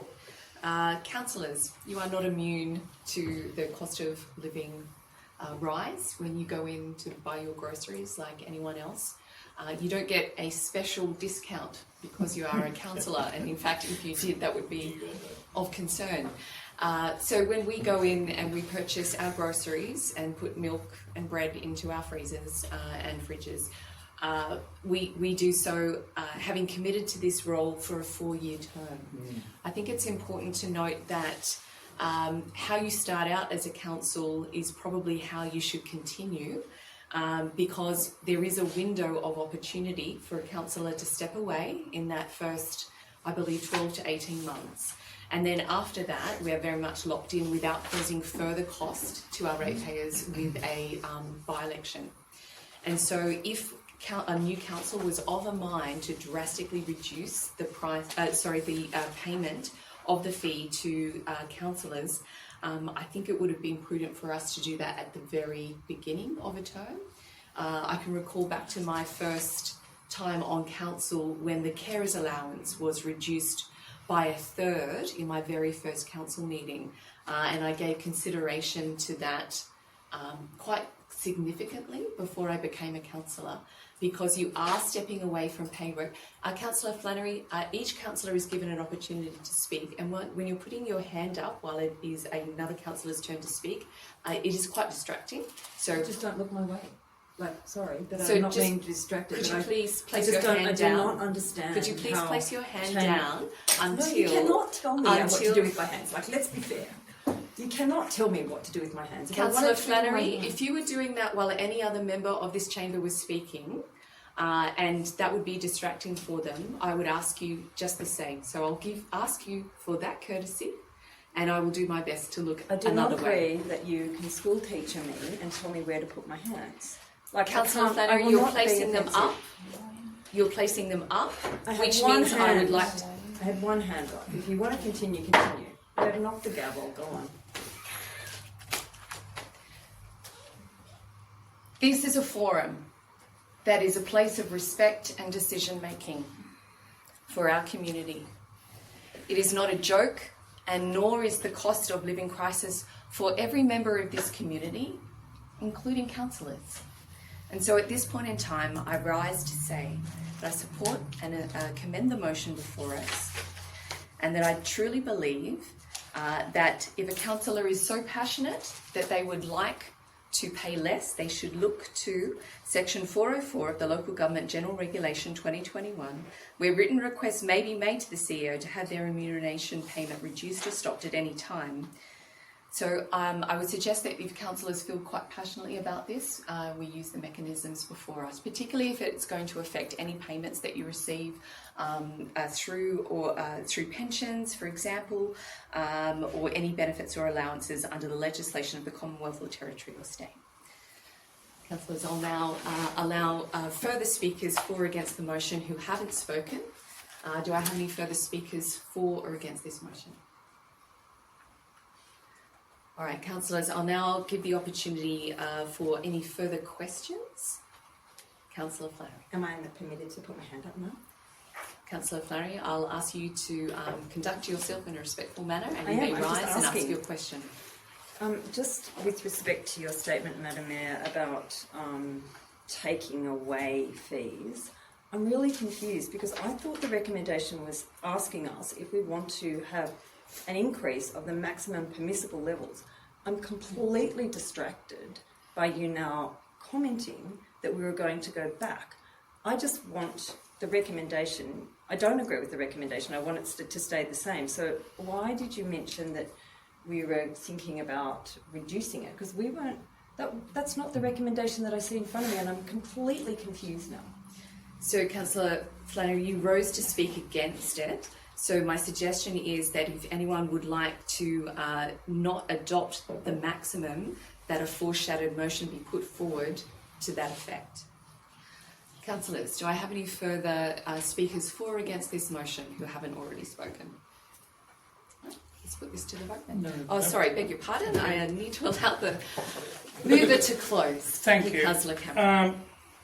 2015 election, 35 people applied for the position, 35. I was unsuccessful in that one. Next time, 17. And 5 of those people were Greens, and probably 4 of them knew they weren't going to get elected. Okay, and what was the last election? How many did we have? 12. And there are a number of councils where they don't have an election. So we're going to save about $200,000 by cutting down the payment, in my opinion, because people look at the issue, they look at the payment to some extent, but you've got to weigh it up. You know, is it worthwhile for me to do this? Is it worthwhile for me to go to council meetings, go to bloody workshops, go to meeting after meeting, go to community associations, be a public face for the council that can be attacked rigorously on many occasions? Do I want to do that? And I just think, you know, you're looking forward to You're looking forward. You know, we had 3 people unsuccessful in the last election. I think one of them wasn't really a serious candidate, in my opinion. I won't name that. I won't name that person. They were serious. I won't name that person. I just think, you know, we could easily have 9 people. We could even have less than 9 apply, and we would save $200,000. Yeah, let's go that way. I don't think. Thank you, Councillor Cameron. We'll now put this to the vote. All those in favour? That's Councillor Cameron, Jones, Burgess, Butler and McGrath. Those against? Councillor Carter, Sherry and Flannery. The motion is passed. Thank you, councillors. Moving on to item 6.11, the third quarterly review statement. And if I could invite Mr. Jason Maguire to join us for this section in case we have any questions. Thank you. Mr. Maguire, if you could join us. Oh, sorry. Stand up. Sorry. If you actually join us at the podium, that's probably the best place. I'll keep an eye on that. Thank you, councillors. We have a recommendation before us to note the third quarter budget review, to adopt the adjustments and in accordance with the local government general regulation that we note our financial position as at 31st of March 26 as being satisfactory, having regard to revised projected estimates of income and expenditure from this review, and note that the 25-26 third quarter budget review statement will be provided to the Office of Local Government. Do I have a mover for that motion?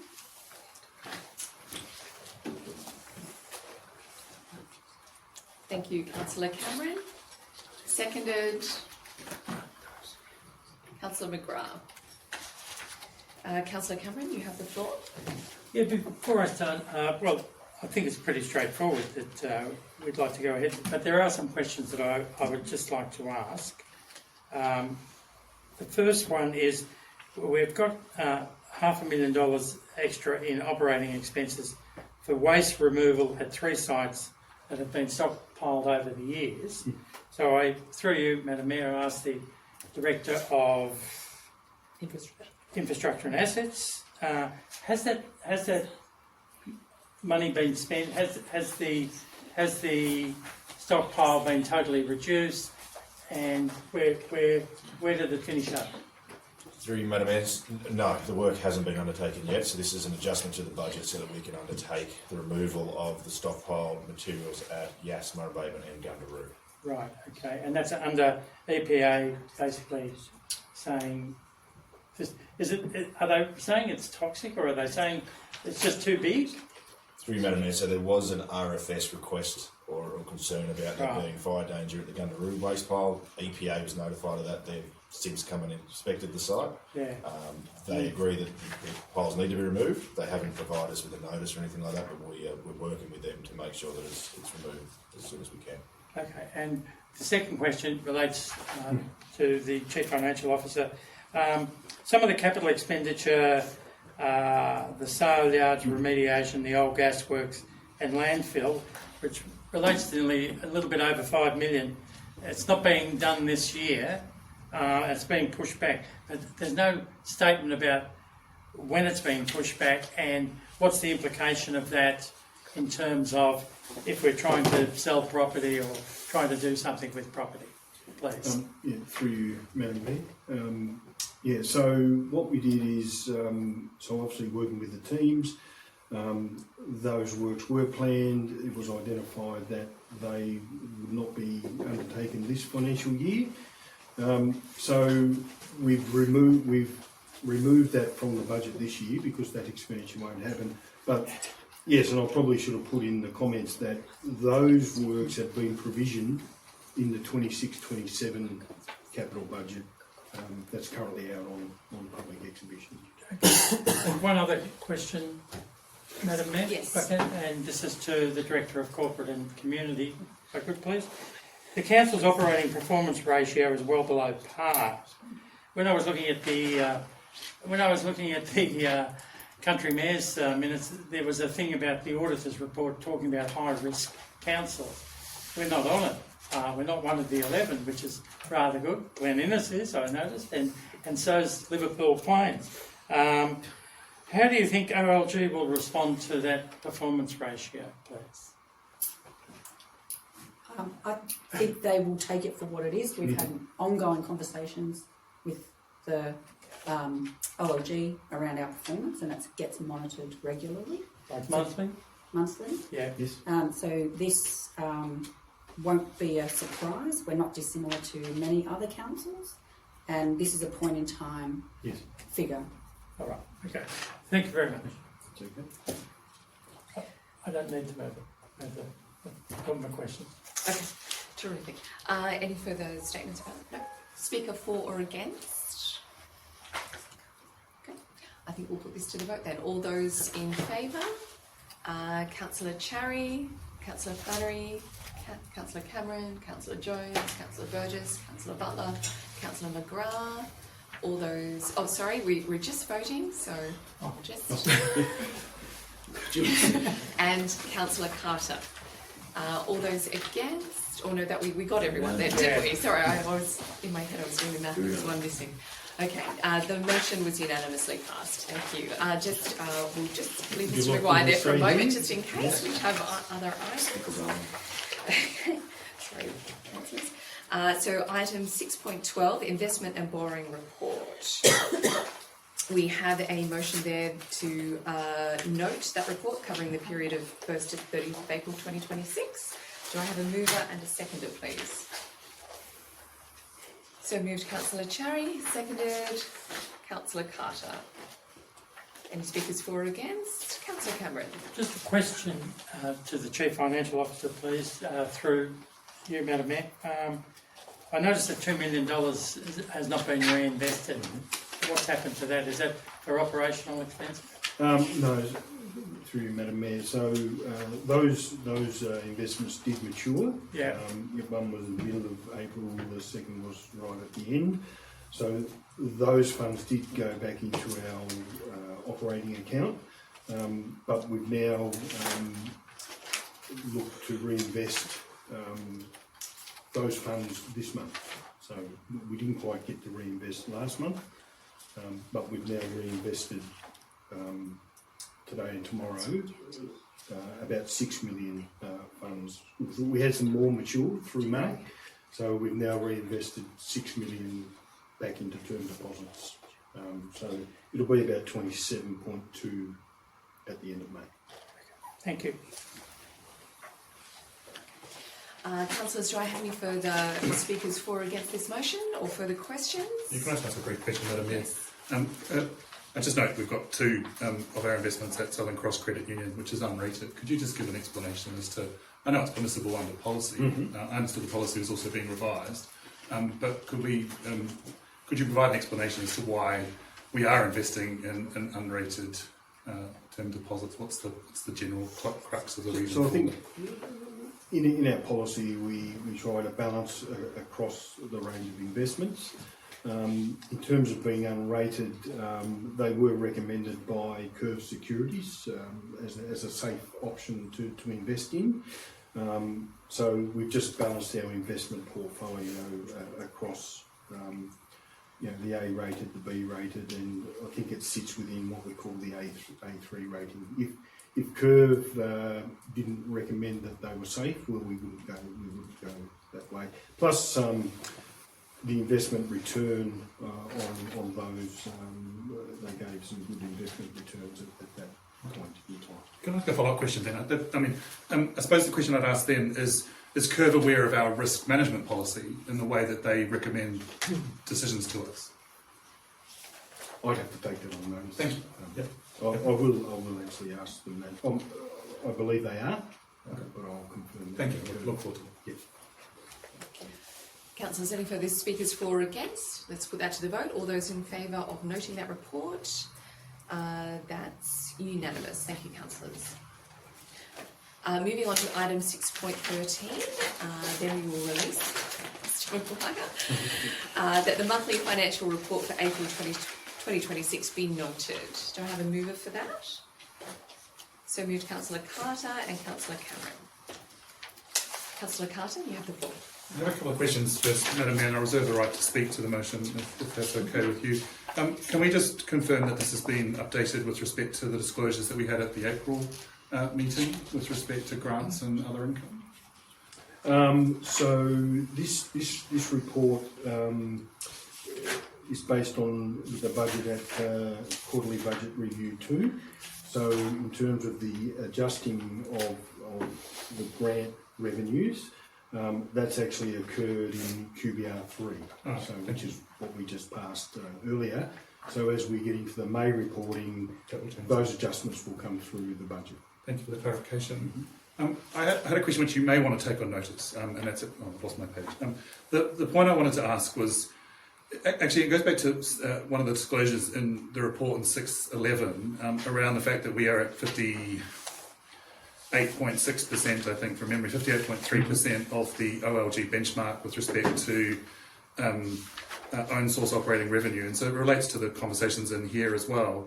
Have we thought about the implications of that metric when we're talking about something like a special rate variation, in the sense that by benchmark we actually are potentially doing okay almost? We're nearly at the 60% benchmark. Of course, higher is better, but I'm just wondering about the implications of that with respect to an IPART submission. I think we have thought about it, and we will need to analyse the impact, because obviously when we're looking at percentages, so if your other revenue streams that aren't, or basically rate revenue stream goes up, then that might impact that measure, that benchmark, because it'll be a lower portion of the revenue. However, what we also need to consider is that we've been looking at our pricing of our non-rate revenue streams, which would feed into that measure.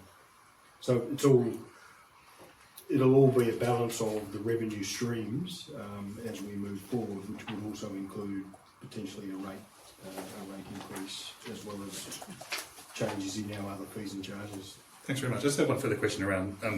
It goes back to the arrears broadly, and I suppose I am concerned by particularly the water billing movements. While it's good to see that the 30-day outstanding balance has reduced considerably, it's problematic to see that the 90-day balance has increased. You do talk about the fact that we are seeking further, there's no actual explanation, I assume it's the same, which we're sending overdue reminder notices. Are we continuing to review, I'm assuming we're continuing to provide the policy or the update with respect to our debtors policy that's going to come back to council. Is that correct? Yeah. Yes, right, that's correct. Yes. There's no other question. Councillors, do I have any further speakers for and against this motion? Madam Mayor, I have a question to the Chief Financial Officer, if I may, just very quickly. Mr Maguire, can you just talk us through, I guess, the next steps, and potentially to the Acting CEO as well? When we talk about rates in arrears, it obviously gives us steps that are being taken to address the level of arrears. I guess the point that that highlights in my own thought patterns is it goes back to the hardship policy that we passed earlier in the year. I guess we're seeing up to $3.3 million in arrears in rates revenue. Are we also, and we're sending obviously notices of overdue payments, are we also reaching out to those people to offer financial hardship assistance, noting that we have that policy and that's something that we should be considering? Through you, Madam Mayor. So when we're talking with our ratepayers, and our team talk with them quite often, we do offer and suggest and refer to the hardship policy. Some people do take that up and submit, others note that. So, I mean, we're not financial counsellors, but we do offer that, and it is on our website, and we point people to that hardship policy. I haven't run the statistics, but I do see we offer direct debit arrangements as well. Anecdotally, I'm seeing an increase in our direct debit, so people are taking up that option to help pay their rates. We do have significant arrears, of which we've got measures in place where we're looking to engage some debt recovery agents to help us recover some of those. Appreciate it, thank you. Thank you, Mr. Maguire. Do I have any further speakers for or against the motion? Councillor Carter, would you like to close? Right, let's put that to the vote. All those in favour? That's unanimous. Thank you, councillors. I'll need a procedural motion, councillors, to extend the time for our meeting, and thank you, Mr. Maguire, for your answers there. We're now at 6:40, so could I have an extension of till 7:30? Thank you. I'm sorry, I can't stay past 7. Noted, Councillor Flannery. Can I have a mover for a procedural motion? Also move. Thank you, Councillor McGrath. Seconded, Councillor Second, Cherry, to extend till 7:30. Let's put that to the vote. All those in favour? That's Councillor Carter, Cherry, Flannery. That is unanimous. Thank you, councillors. Yeah. But do I have permission to leave just after 7? You don't need my permission to leave, Councillor Flannery. If you need to, you may. I dare not say it's not school. 6:14. The monthly key incoming and outgoing correspondence. That the recommendation is that the incoming and outgoing correspondence be noted. But Councillor Cherry is on his feet. My apologies, You Mayor. have the floor. I didn't want to start on you with that one. I just wanted to ensure that I get an ample opportunity to push to move a motion, if I may. Yes. Madam Mayor, I'd like to move the following motion. That the incoming and outgoing correspondence be noted. Point 2. The Council reaffirms its formal position regarding the future of Parkwood remaining within New South Wales and the importance of protecting the long-term interests of Yass Valley residents. 3. That the Mayor write to the New South Wales Premier, the Honourable Chris Minns, and the New South Wales Minister for Water, the Honourable Rose Jackson MLC, inviting them to visit the Yass Valley for direct engagement with councillors and executive staff regarding A. Regional water security, B. Future cross-border infrastructure planning, and C. The long-term implications arising from the ACT Government's correspondence. And 4. Council acknowledges the importance of maintaining constructive intergovernmental relationships whilst ensuring the concerns and interests of regional communities are properly represented within future negotiations impacting the Yass Valley. Thank you, Councillor Cherry. Do we have any? Do we have a seconder for that motion? So seconded, Councillor Carter. Councillor Cherry, you have the floor. Thank you, Madam Mayor. Firstly, my comments tonight relate specifically to the letter by the ACT Chief Minister, Mr Andrew Barr, MLA. And I want to make it crystal clear and upfront that I openly support constructive and respectful intergovernmental relationships between Yass Valley Council, the New South Wales Government and ACT Government. That being said, it is relevant to note that the Yass Valley does not exist in isolation. We are part of a broader regional ecosystem, and there will always be matters where collaboration across state and territory borders is essential. Also, I want to acknowledge that the ACT Government has legitimate interests in protecting its own long-term water security and planning for future population growth. These matters are complex, and I do not underestimate the scale of that challenge. However, reading the letter from the ACT Chief Minister, I do believe there is now a pressing need for direct engagement between us and the New South Wales Government regarding the future implications of these negotiations. In particular, I am deeply concerned by the linkage now being drawn by the ACT Government between future cross-border water discussions and territorial considerations relating to Parkwood, and I'm certainly not the only one. I acknowledge the Yass Valley Business Chamber has written to all councillors seeking urgent clarification regarding the New South Wales Government's position, future water negotiations, and whether the interests of Yass Valley residents and businesses will continue to be properly represented as part of those discussions. In my view, long-term regional water security is too important an issue for communities such as ours to be intertwined within broader jurisdictional negotiations. The letter from the ACT Chief Minister refers to what is described as an existing public position of Council supporting a border adjustment for Parkwood. However, my understanding, based on the advice and evidence provided to councillors by our executive team, is that no formal Council resolution, adopted policy or strategic planning document exists supporting such a position.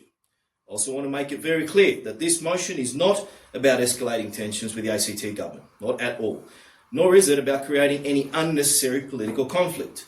My public comments are not a criticism of any political party in government or opposition. They are simply a reflection of why I believe direct and timely and respectful engagement between the New South Wales Government, ACT Government and Yass Valley Council is both appropriate and necessary. This motion is about ensuring that all members of this elected chamber have the opportunity to directly engage with our Premier and the Minister for Water regarding the long-term interests of the Yass Valley residents, the future of regional water security, and the broader strategic implications arising from those discussions. Ultimately, I know that the residents of the Yass Valley expect their elected officials, us, to advocate professionally but firmly on matters that significantly shape the future of our LGA. That is the motion. That is what this motion seeks to do, and I commend it to you, my fellow councillors. Thank you, Madam Mayor. Thank you, Councillor Cherry. Would the seconder like to speak? Just briefly, Madam Mayor, I suppose it's disappointing that the Chief Minister for the ACT has taken this position. I do recognise what Councillor Cherry has stated, and it is of record that in fact Yass Valley did not have a stated position. It might have had something expressed by a CEO previously or something similar, but that's not a position of council. I also am concerned that, in effect, my understanding was that there had been a lot of negotiations around water and pricing and various components of that. To now make that a condition with respect to Parkwood, in fact, is the ACT government backtracking on elements of what they've presented to council themselves. I find that concerning. I'm also equally worried that our Premier hasn't been here yet to discuss this particular matter. It is a significant regional question for us. Water security is something that's important for the Valley. It's a concern that we've had for a long time. We thank those that have funded continued investment in the water treatment plants and similar. But what we need to think through, of course, is that these are really two separate issues. One's about water, which we would pay effectively a commercial rate for, and one's around, hey, we just want to take your land off you. Now, we know that Alistair Coe, previously the Liberal leader, decided he wanted to march across the borders and take it with force. This is effectively the same. This is bullying by our neighbour, and that's really concerning, given that a number of our residents do work and give great activity towards Canberra itself and the ACT region. It's a concerning development, Madam Mayor. I would really like to see our Premier, Chris Minns, come to talk to the Valley to understand our positions rather than a conversation potentially just between the Premier and the Chief Minister for the ACT. Thank you, Councillor Carter. Do I have any further speakers for or against this item? Councillors... sorry. Hands up. Councillor Carter.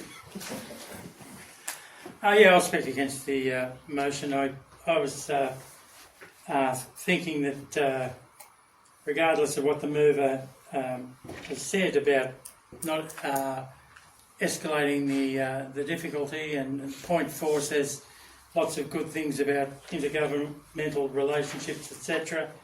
I don't think this particular motion is going to help much at all. I was actually looking at a foreshadowed motion where maybe a working group of a couple of councillors and a couple of key staff could have worked together to present possible ways forward, but obviously that's not going to happen. Look, a couple of things. The real problem is borders exist and rivers don't. We don't control the water, and the borders don't stop water from flowing. So water really should be a much bigger issue than just states. It should be Commonwealth government, etc. Now, Chris Berry, the previous CEO, we can make a lot of comments about Chris, but one comment that he made continually was, in regard to this issue, we, as the Yass Valley Council, don't have a seat at the table. The people who have to make this decision, state government, ACT government, and the Commonwealth government. So we don't have a seat at the table. We have always basically sort of, I think, thought that we could sort of creep in and basically have some influence. And I think the problem from my perspective, and I might be bashing the state government at the moment, but I think that Chris Berry even commented a couple of times that he felt that the state government wasn't really interested in our concerns and our problems in regard to Parkwood. A couple of things I'll just mention.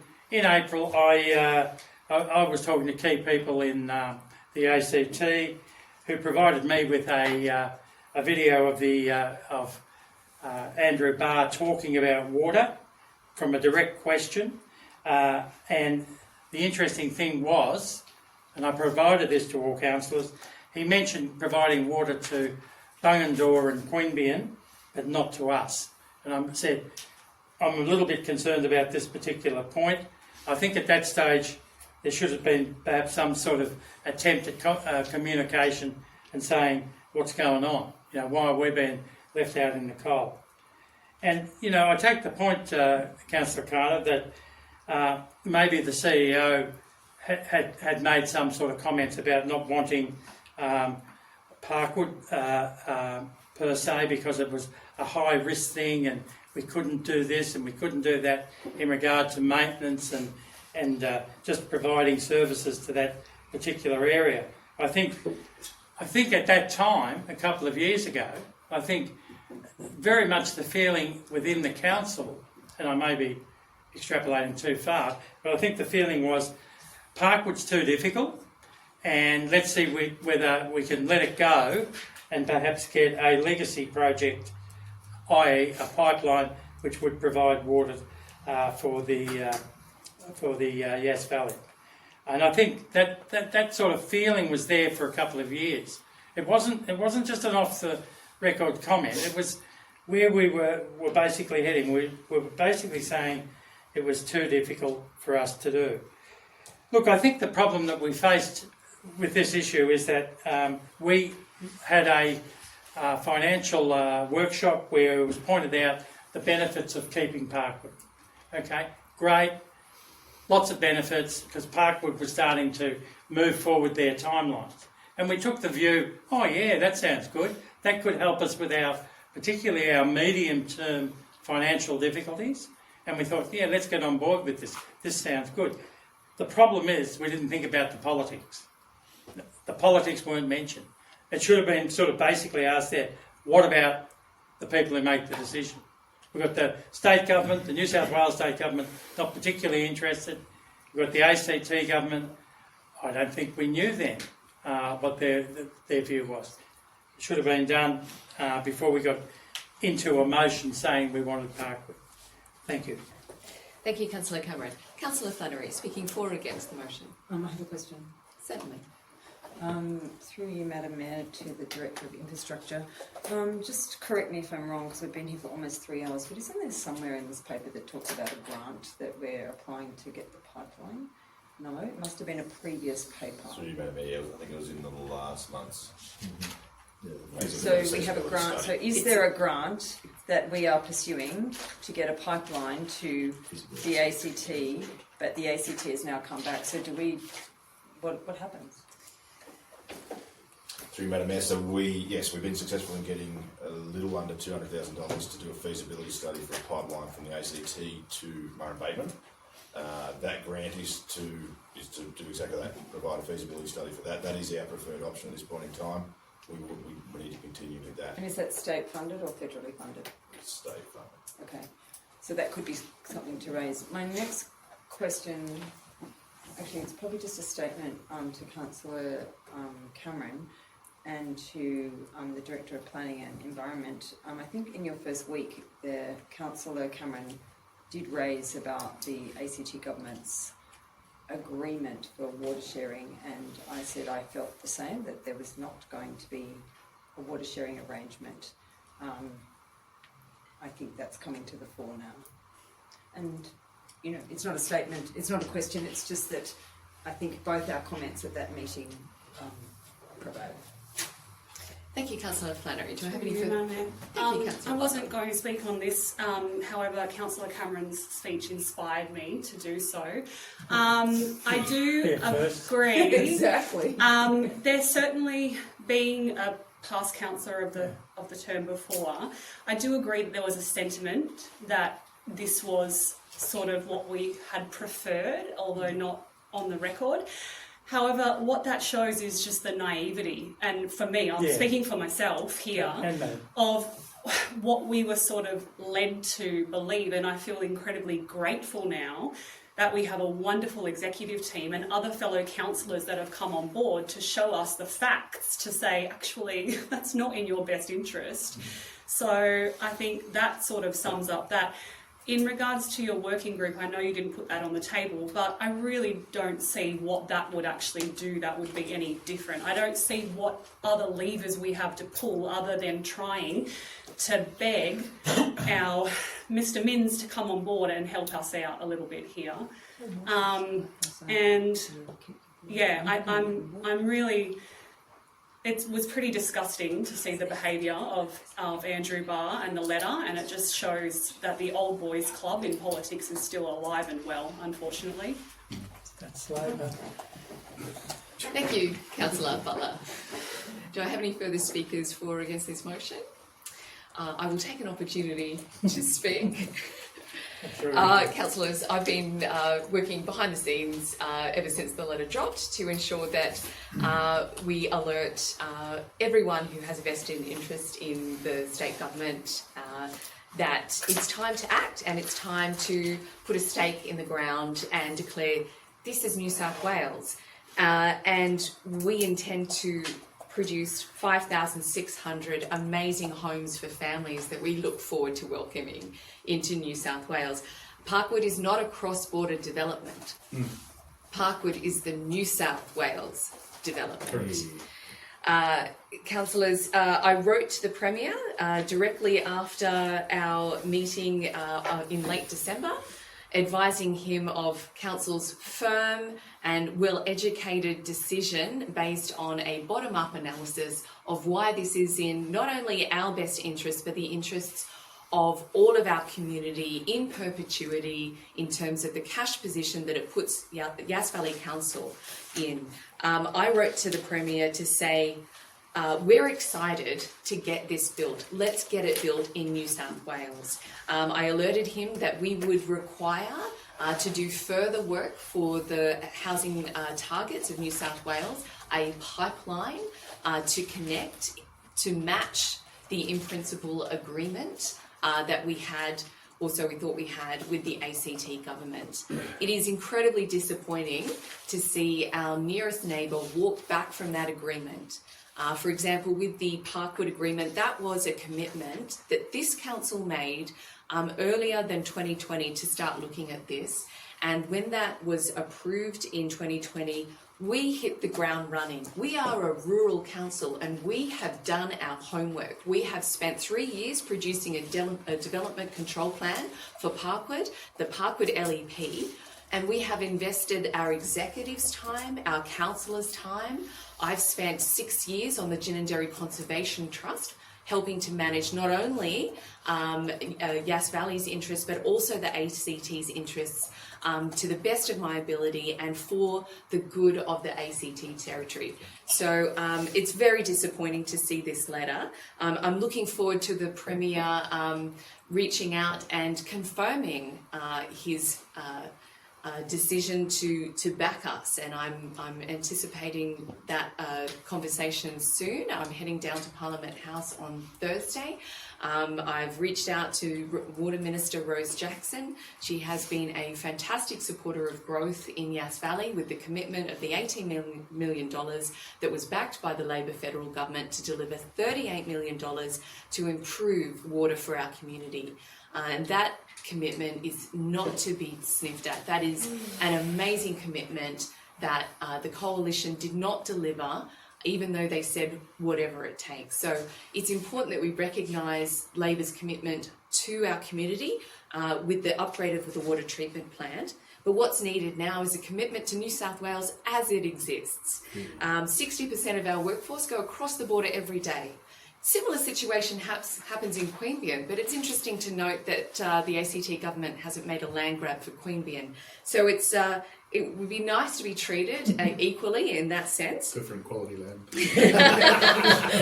You haven't been to Queanbeyan? We know that what we do deliver in New South Wales, in Yass Valley, is not only quality housing for our community, but also a lifestyle that we love and protect. And it's a community that comes with that. And the opportunity to welcome 13,000 members to Yass Valley to be new community citizens is something that I think we should anticipate, knowing that it is good for all of our community. We know this because of the bottom-up financial analysis. And I'm pleased to note that the settlement strategy that we committed to has been commenced this week in terms of the engagement of the consultant, and I'll throw to our director shortly to unpack that. But as part of that will be our water investigation. I think it's important to note that in terms of as a customer for Icon Water, this would increase the coffers of the ACT. So it's very perplexing to see the ACT Chief Minister walk back from either delivering water to Parkwood or Murray Bateman and Yass as part of that contingency. We have other options on the table. We're prepared to investigate those as part of the growth strategy.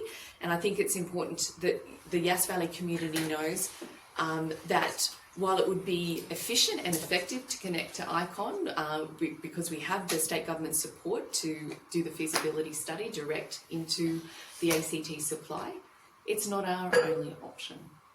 So I'll now ask the director, after all of that, if you could just unpack for us the conditions that we were led to believe that Icon could provide water to Parkwood, no problem, and potentially the settlement strategy unpacking. Yeah.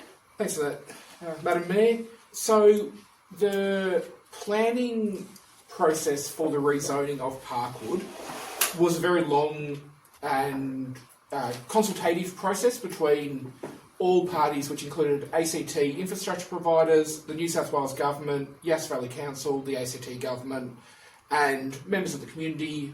There was a lot of submissions, a lot of consultations and discussions backwards and forwards. Throughout the planning proposal document, throughout the appendices to the appendices, there are references throughout that document to ACT infrastructure suppliers such as Icon Water being able to service a development irrespective of the border location. The rezoning was processed on that basis. The ACT government, separate to the ACT utility providers, has had a position that they would like the border moved. However, they are not a decision maker in this space. They can express a preference, but ultimately it is the New South Wales government and the federal government that makes a determination in that space. So we have done, as the ACT government has done, we have expressed a preference. This, unfortunately, has led to the response that we see before us tonight, and I'm hoping that we can move forward in a positive way so we can really start to see the positives coming from this development, and really reaffirming the position that was made when the New South Wales Government agreed to make the planning proposal to rezone this land, that it was based on infrastructure being able to be provided irrespective of the border location. Thank you, Director. Councillor Flannery. I'll do the strategy shortly. Thank you both for that summary. Just a point of clarification. We talk about Icon Water as if it's a separate entity, and legally it is a separate entity, but it's wholly owned by the ACT government. So, I mean, you can say whatever you want in terms of Icon said this, but we have the Chief Minister who is also the head of Icon, so to speak, because he's the Chief Minister of the territory of the ACT government, which owns Icon Water. So, I feel that I commend the recommendation. I think that we need to really think about how we would service Parkwood without water from Icon, because Icon won't give us water if it's an ACT government entity, because the current Chief Minister said no. Thank you, Councillor Flannery. And I think as part of answering that, we can unlock the settlement strategy at the same time. Thank you. So, thank you, Madam Mayor. As part of the settlement strategy, Yass Valley Council has the 2022 water resourcing strategy, and that looks at a range of different options to provide the long-term water supply for the Yass Valley. Under that document, the preferred option was the pipeline from the ACT to Murray Bateman. However, there are alternative options that have been presented in the past few years since that document was prepared.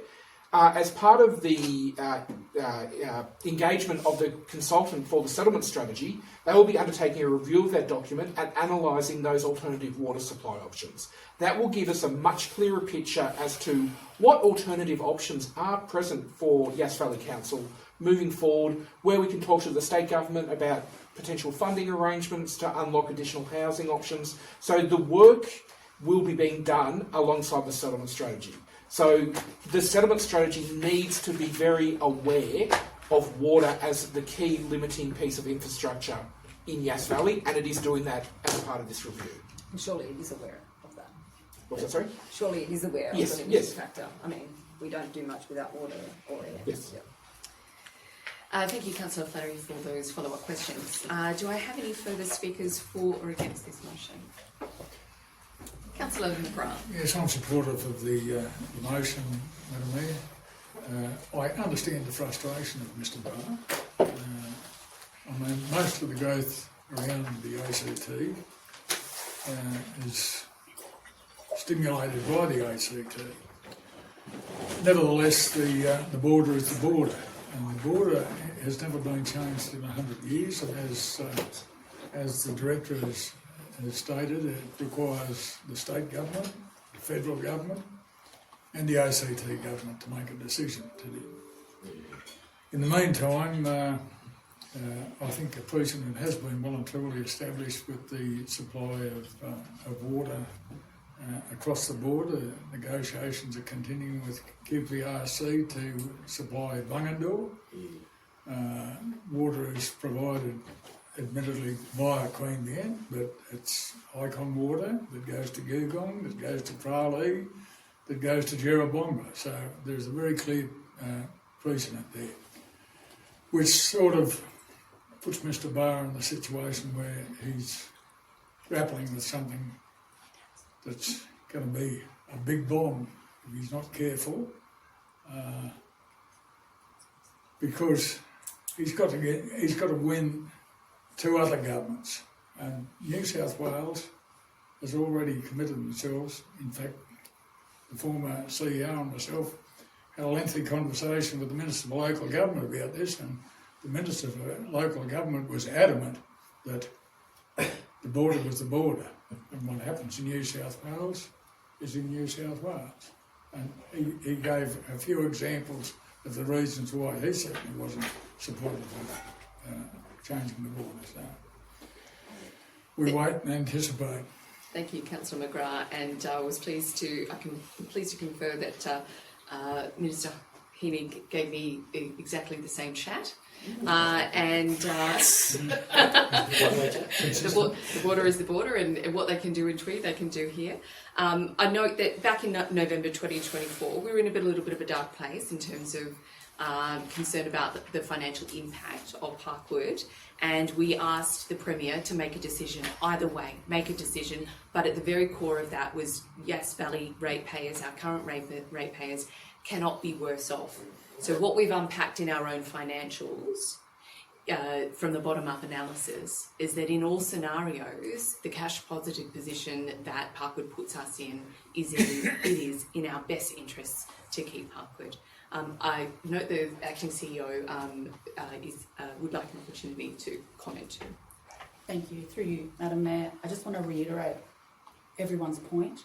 In particular, of note is that Parkwood is a joint venture between the ACT government and the developer, and it seems surprising and baffling to me that you would make a statement such as this, the particulars of which is a planning matter, which I'll throw to the Director of Planning and Environment to talk to.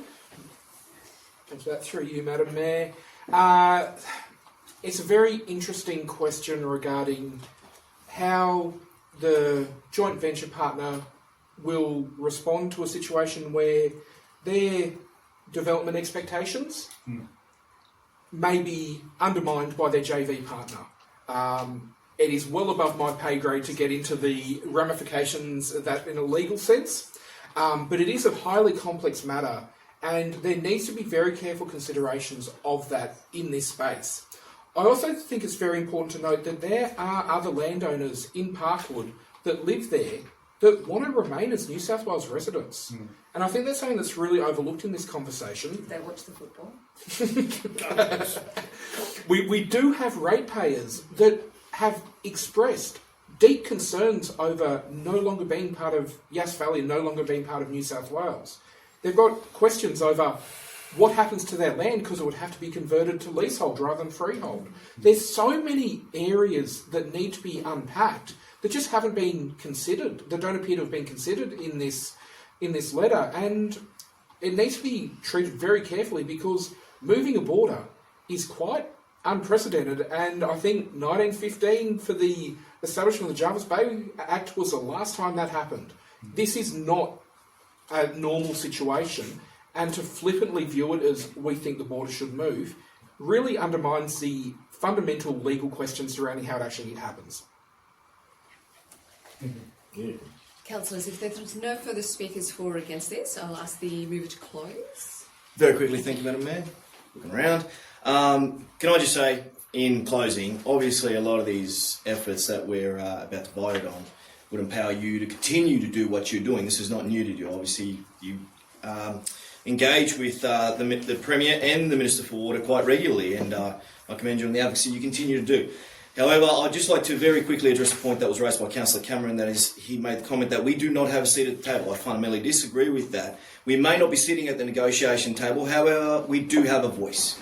And if we weren't to have a voice, can I just reiterate that we actually didn't have a formal stance before. The current executive team did a fantastic job to bring modelling figures and recommendations that we unanimously supported. That then, obviously, the message was spread out, which clearly has spun a lot of people into the stratosphere and has raised a lot of concerns in the community, or positive support, which is fantastic to see, because we are here to represent the community. This is what the best possible value proposition is for the Yass Valley Council. We all agree to that, and we continue to talk about it. So to say that we don't have a seat at the table, I fundamentally disagree with, because our biggest advocate for this is a gentleman that sits at Macquarie Street by the name of Chris Mintz. And therefore, if he doesn't know what we think and how we feel about this, and he's going to have those discussions with the ACT Chief Minister, then we wouldn't be doing our job to represent the people of the Yass Valley. Thank you, Madam Mayor. Thank you, Councillor Cherry. Let's put this to the vote now. All those in favour? All those against? That's Councillor Cameron.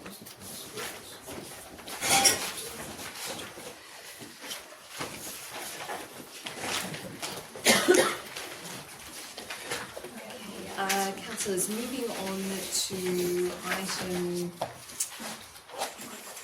6.15 Oh, sorry, we did. That got scooped up.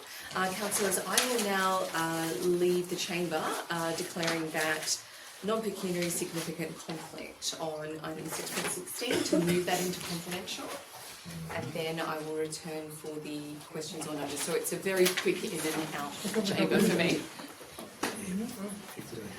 Just in case someone needs to object to it going into confidential, it's best that I not be in the chair in case I need to facilitate that discussion.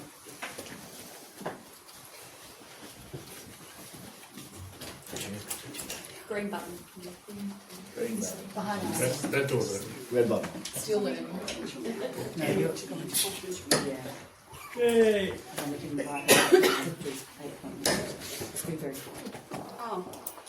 Councillors, we just need to vote to move item 6.16 into confidential. So moved by Councillor Cameron and seconded by Councillor Alan McGrath. Do we have any speakers for or against? No.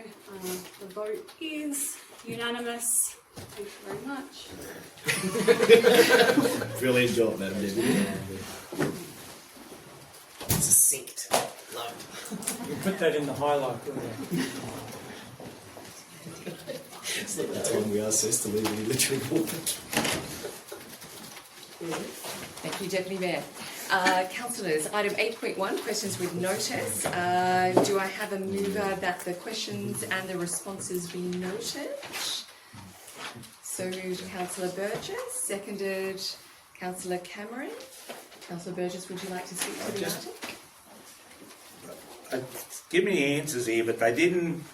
There's a lot of other pits in in Yass Valley Council, there's some that we used to draw the gravel out of all the time. I want to know why and how long do we get to open these pits up again? Because that stuff we're putting on the road is just going all the corrugations, and it's gravelly looking stuff that goes off to the sides of the roads, and young people, they can't handle the vehicles in the little rocks, and all the stuff goes away to dust, outlet, and you just got all these little rocks. It all ends up on the side of the road, and it's all gone corrugated. I don't know why we're using them. I just can't understand it. And I know there's better stuff in these pits that we used to use. Can we get some of them open? Through the CEO, if I could ask a question of the director, would it be appropriate to refer the request for these to be opened as an investigation as part of the roads review, in terms of the quality and the opportunity? Through you, Madam Mayor, look, you could do that. The two previous managers have looked at which pits we have and which ones we have been utilising over the last 10 years or so. Both of them have made the decision that the winning of the material out of those pits isn't viable, isn't worth doing that. We've also got the issues with the Environmental Planning and Assessment Act now that is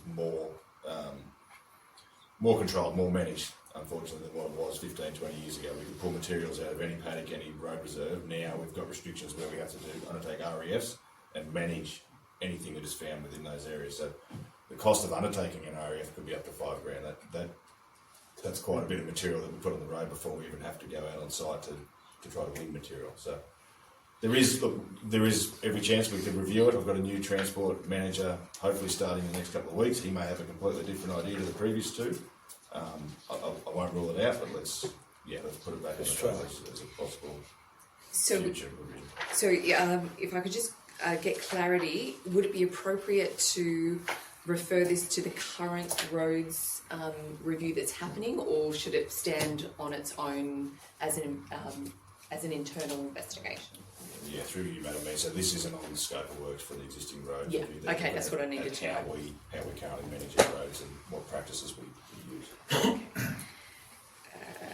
So, Councillor Burgess, along with noting it, I take it that you would like a motion, something along the lines that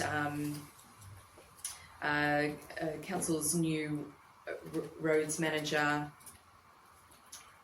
conducts a further investigation. Yes, that's right. Into these pits, because I know there was about 18 of them, I thought, around the council. They've just shut them all up. Into reopening. Are we calling it road reserve pits? No? Borrow pits. Thank you. It can be on road reserves or private property. So a second point that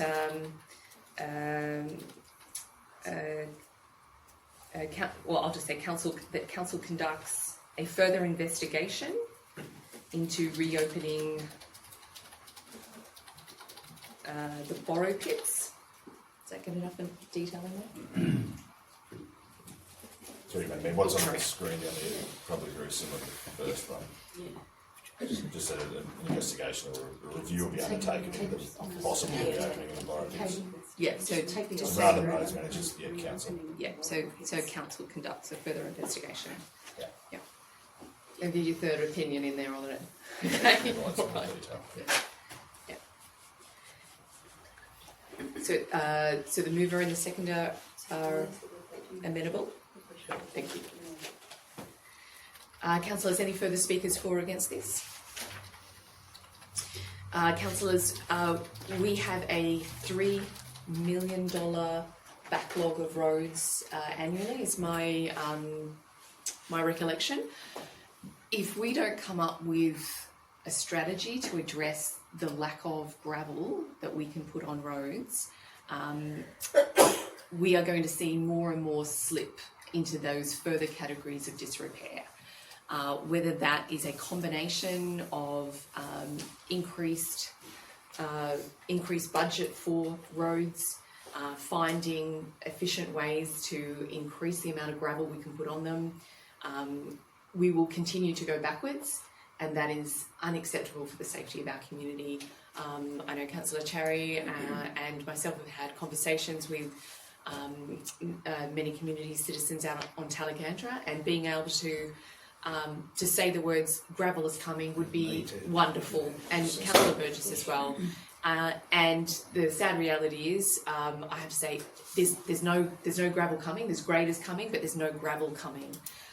And so we have to look at every opportunity. So I commend the motion.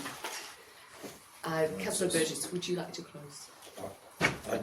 We just got to get out in the countryside and find some gravel. That's what we've got to do. Instead of buying it from this stuff that we're putting on the roads, it's just going to dust and going all out on the sides of the road, and then it all goes corrugation. Horrible. Thank you, Councillor Burgess. So that closes the opportunity to speak. We put that to the vote. All those in favour? That's unanimous. Thank you, councillors. Yes, we're going to have to. Councillors, can I seek a further extension to 7:45? Thank you, Councillor Carter. Thank you, Councillor Cherry. All those in favour? That's unanimous.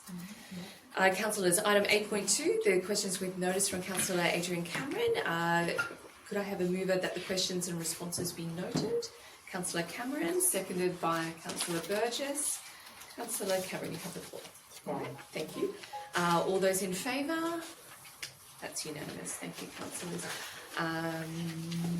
Now to our confidential matters of council. I will need a mover to put us into confidential, please. Councillor Carter, seconded by Councillor Cameron. Do we have any objection to items heading into confidential from the gallery? Since we are using the old code, no, we do not. Okay, so we'll now put our meeting into confidential. All those in favour? That's unanimous. We'll just give our gallery time to vacate the chamber. No, you can go home. And councillors will just take a moment to make sure that we're offline first.